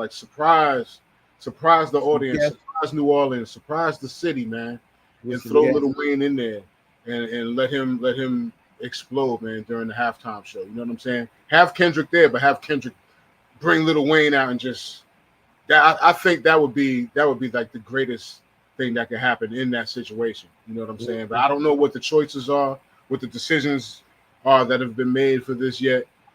Going forward, but that's what I would like to see. That would let me give you a little context. Just Fat Joe. Go ahead. You know, Minister Baraka said that Kendrick Lamar is the king of the rap game right now. He said that dude is the king. Yeah. You know? Yeah, even the West Coast gave him that crown, you know, gave him the torch. Yeah. You know what I'm saying? Kendrick is holding it down, man, for Compton, and as well as just, you know, West Coast hip hop and hip hop in general, because, you know, in hip hop, we always, you know, you need somebody that's going to be a leader. We always, you know, we can get down with all kinds of different hip hop. You need somebody. That's why KRS was such a big figure, and why Public Enemy's been such a big figure, because even though we have all of these other versions of hip hop, the consciousness is where your leadership is. You know what I'm saying? And so, just like Public Enemy, KRS, you know, Kendrick has shown and proven that he's a conscious one, man. He's letting you know, and even when he even lets you know when he feels like he's not in the right. You know, he does his own therapy, and he talks about doing therapy and going to therapy and stuff like that. You know what I'm saying? So that's moving the culture forward, trying to get people to to do that self-awareness, you know what I'm saying, that self-healing and all of that. So Kendrick is definitely a leader right now in hip hop, and I can see that, you know, being true, that we should give him, pass the torch to the brother Kendrick, because he's holding it down right now. And What I was gonna say is even his let me level. just say this, Ed. Okay. I just wanted to add this to that, Donna.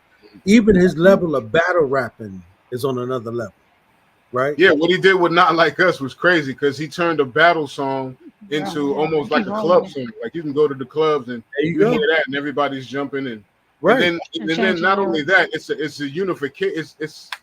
He did such a big thing with that song, because he even brought he brought all of the different gangs together under that song. You know what I'm saying? He did such a big, huge move with that song that it became more than just a battle song, you know, towards Drake. It became a song of power and unification. And, you know, you talking about They Not Like Us, man. You know, that's you know, that kind of sets some things straight right there with who's who. You know, that kind of draws the line right there.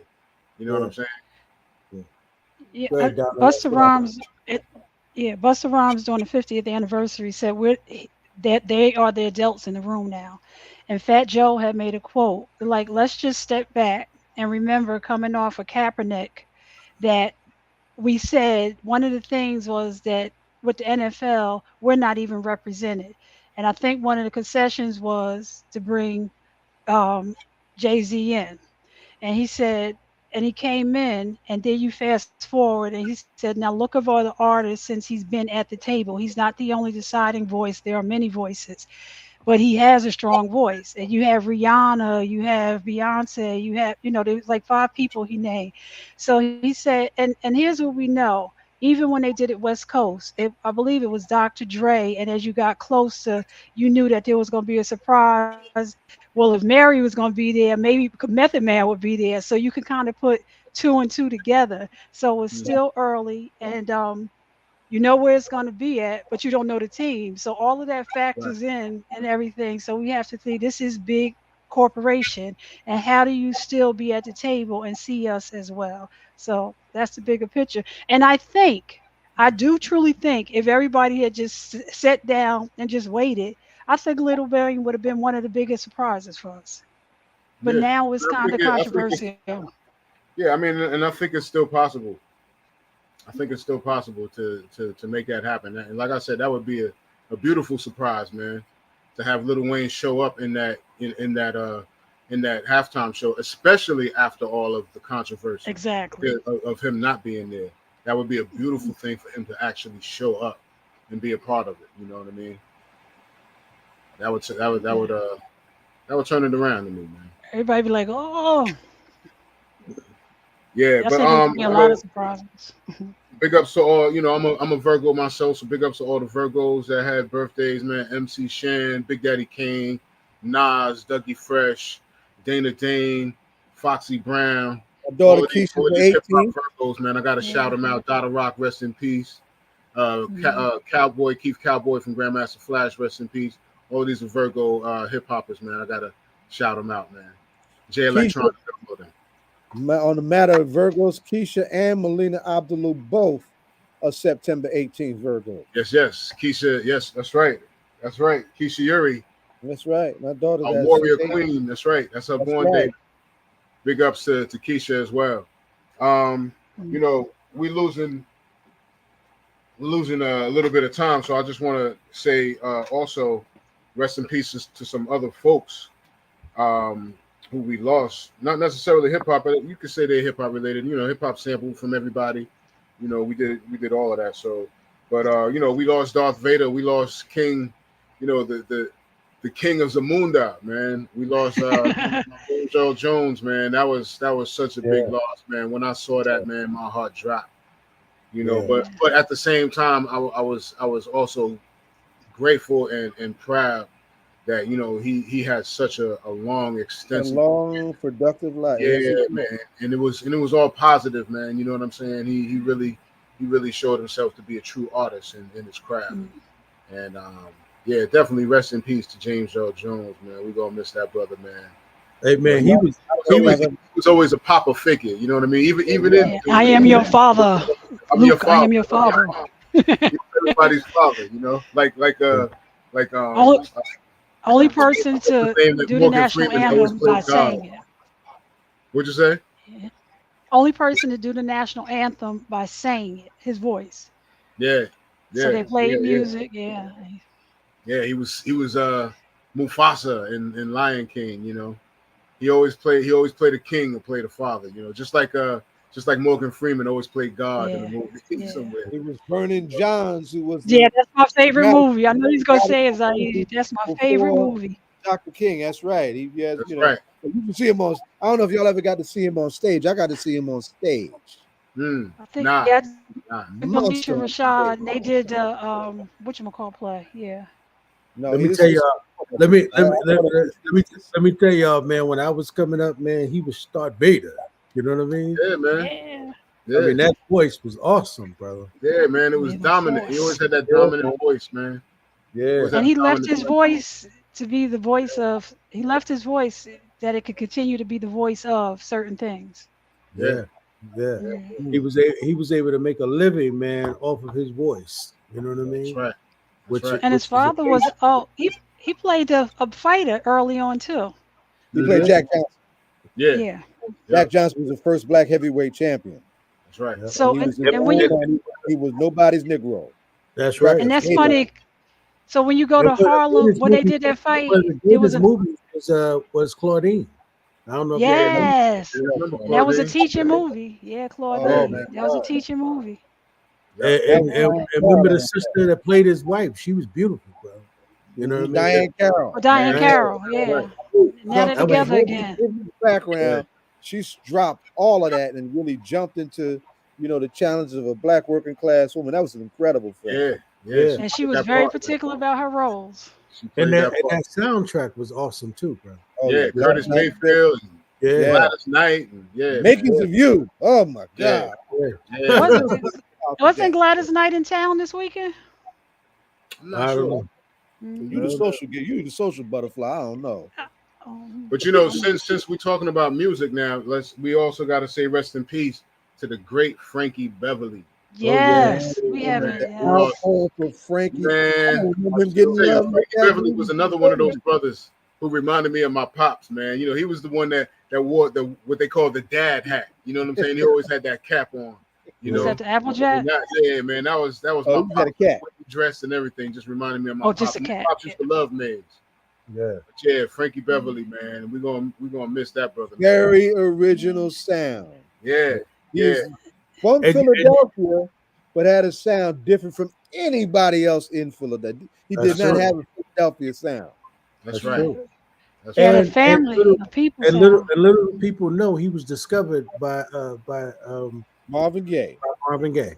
Yep. Wow. Yeah, I didn't know that. I didn't realize that. I know Silky Soul was about Marvin Gaye when Marvin Gaye passed. Wow. Yeah, Silky Soul was about Marvin. Yeah. Wait till the people. While musicians were wearing black, Frankie and his band wore white. Yeah. Everybody wore white. He even made it to Essence Fest, and I mean, he was walking in purpose. I mean, he walked like he said goodbye to everybody, and then he's like, okay, like he had a list to say, I gotta say goodbye to Essence Fest, and every place he showed up, you know, he just wanted to. Right. It was almost like he knew. It was almost like he knew because when I heard that he stopped the tour, it was like okay, and then when you heard that he passed, it was like almost like he kind of knew that this was time for him to like shut it down. You know what I mean? Well, he looked so good. Yeah. And maybe every one of his hits was a cookout favorite. Yep. Before I Let You Go. Before I Let You Go, Joy and Pain, happiness, you know, Happy Feelings, all of that, man. Like, and so Joy and Pain went on to be a big hip hop. What's interesting when you talk about Frankie Beverly, he looked like his music. You know what I mean? You know how some cats cool and mellow, right? Right. You know what I'm saying?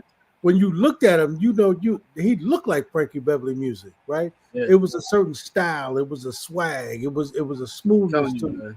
You know what I mean? And I've never been to his concerts. Just like I can tell you, anybody who's ever gone to his concerts like Capele, they say, man, it is a classic. To go to his concerts. And Principal Capele say he can't stop listening. His band sound just like the record, man. Right. That's how good they were. Yeah, those bands. Ooh, that's like a. Yeah, it's not like you go and somebody scratching Cavella and them and you know, and Conrad and all of them who saw his last tour. They said the band was so good, brother. It sounds just like the record. Yeah. His voice, the band, right? They didn't miss a note, right? I mean, it was just, you know, like you can go to some concerts and they don't sound nothing like the damn record. Right. And I Yeah, think, man. Yeah. It's and he true. was at Essence Fest since the beginning. He was the core, the music side, the music side of Essence Fest, and he stayed with them through their highs and lows because you know they had to relocate because of Hurricane Katrina and everything. But he was a constant. Whatever Essence Fest needed, if he was to pull them people back, he was always there. Yeah. Oh, he was in charge of the music for that. He was the first big sign on. So when it started, he was the first big Wow, person, and he nice. stayed with them. And then even to this year, he came back and he was there, even though he wasn't singing. He was there Yeah. front Wow, and center. Mhm. nice. Yeah. So Yep. rest in peace to Frankie Beverly, man, for sure. Real quick, because I know we got to get up out of here. I just also want to say rest in peace to Tito Jackson. Yes, yes. Yeah. Least You know, we lost Mike. Now we lost Tito, so now it's down to 3 to of the original. The three Jackson. original. Lost Tito, man. He was the bass player, guitar player. Yeah, man. Tito was a special one, man. Yeah, he was a special one. Yeah. So rest in power to Tito Jackson, and blessings to the Jackson family. Prayers to the Jackson family. Yep. Sure. What you gonna say, Donna? You didn't get to hear, but I want you to know Zaid Sekul panel, when we asked the music question, all of them when they get inspired, they listen to Dead Prez. Particularly what song that Zaid? Oh man. It starts with a W. Yeah, Wolf. Yeah. Oh yeah. And that's when they hear Chairman's, they sampled the Molly on that cut. Okay. And that's what got young heads paying attention to Amali Yeshitela. Yeah. When they were talking about he was telling the speech about the wolf seeing the knife sticking out of the snow. Right. And and he sees the blood. He starts licking the blood on the knife, but then starts realizing that he's bleeding himself his now. own blood. That's right. Yeah. Right. Yeah, that was deep, man. That was real deep. Yeah, that was on Dead President's first album. That's right. Let's Get Free. That's right. That's it. That's it. Well, listen, y'all know we over time, so let's see if we got anything else, Rhino. Nah, that's it. Y'all can check me out tomorrow, usual time. The Shake Up is back, 3 p.m. tomorrow. That's twitch.tv/Rhino CMZ at 3 p.m. tomorrow for the Shake Up. All right. What you got, Zaid? No, no major announcements. So much happening. You know, I just wanted to appreciate the guests that came through. We had a heavy show. We've got some drama facing the Uhuru 3. I'm proud of what has been done to come to their aid. So shout out to Muqatee Akbar, one of the young lawyers. Shout out to his granddaughter Jainaba Lumumba, and shout out to Lisa for staying on top of that. You know, she's the Uhuru person for this area. You know, for holding that down. Shout out to my comrade, my big sister Yasmin Sutton Majid. She's got some incredible stories of her own that I wanted us to get into, but the tech challenges compromised her time. Yaz is one of the unsung behind the scenes types in the party and in the Alumni Association that get stuff done, right? And just a brilliant, good, sweet sister. I'm glad we were able to get on. What you got, Donna? Just real quick, love is the message, and I just was thinking on most stuff, and thankful for the adults in the room and him trying to reach out to Drake and just kind of taking the bar higher. That when times like this, our culture speaks to artists, that they speak to what's going on, and he told him that he's always available. So let's talk, so we can move the needle forward. So let's keep being the adults in the room and move the needle forward. Well, who was that? Most Def. Yasmin Bey. Mm-hmm. Yeah, my brother. Yeah. So also, let me just say that you know, when Zaid had mentioned Sister Soldier, the nonprofit side of Pup's organization back then, she was running what's called Daddy's House. She ran for him. Right. And that's where he was, she was doing some quality work with young Good stuff. people in the community. That's right. We Yeah, want to good thank the mayor for coming through and doing the mayor's forum. We thank him for dropping some quotes that Zaid was putting up there in the chat. If y'all want to go back and take a look at them, particularly the one he talked about winning people to your side. And the other one He was has about, always said that. yeah, He's the been other consistent about that for years, and he's correct. Right. So the other thing he pointed out was about organizing, right? And we know that's not an original statement because our brother Kwame Ture put that out there first. Organize, organize, organize. Right. So we thank y'all for joining All Politics tonight. We appreciate y'all for coming through. Y'all know we'll be here next Friday. And it's going to be the Disciples next Friday. So Saeed, I'm gonna let you go ahead and end the show tonight by pressing that red button up there to your right, since you got control of the control. So you can say, final words, because you was asking how do we end it, so now you're gonna know how to take us off here live. I did some tech training, y'all. Stumbling like crazy, but it's all good. We're gonna figure it out, right? It's been a powerful week, and we'll see you next week, and we will definitely see you in the whirlwind. And you don't stop. Don't stop. Peace. All right. Did it work? Oh.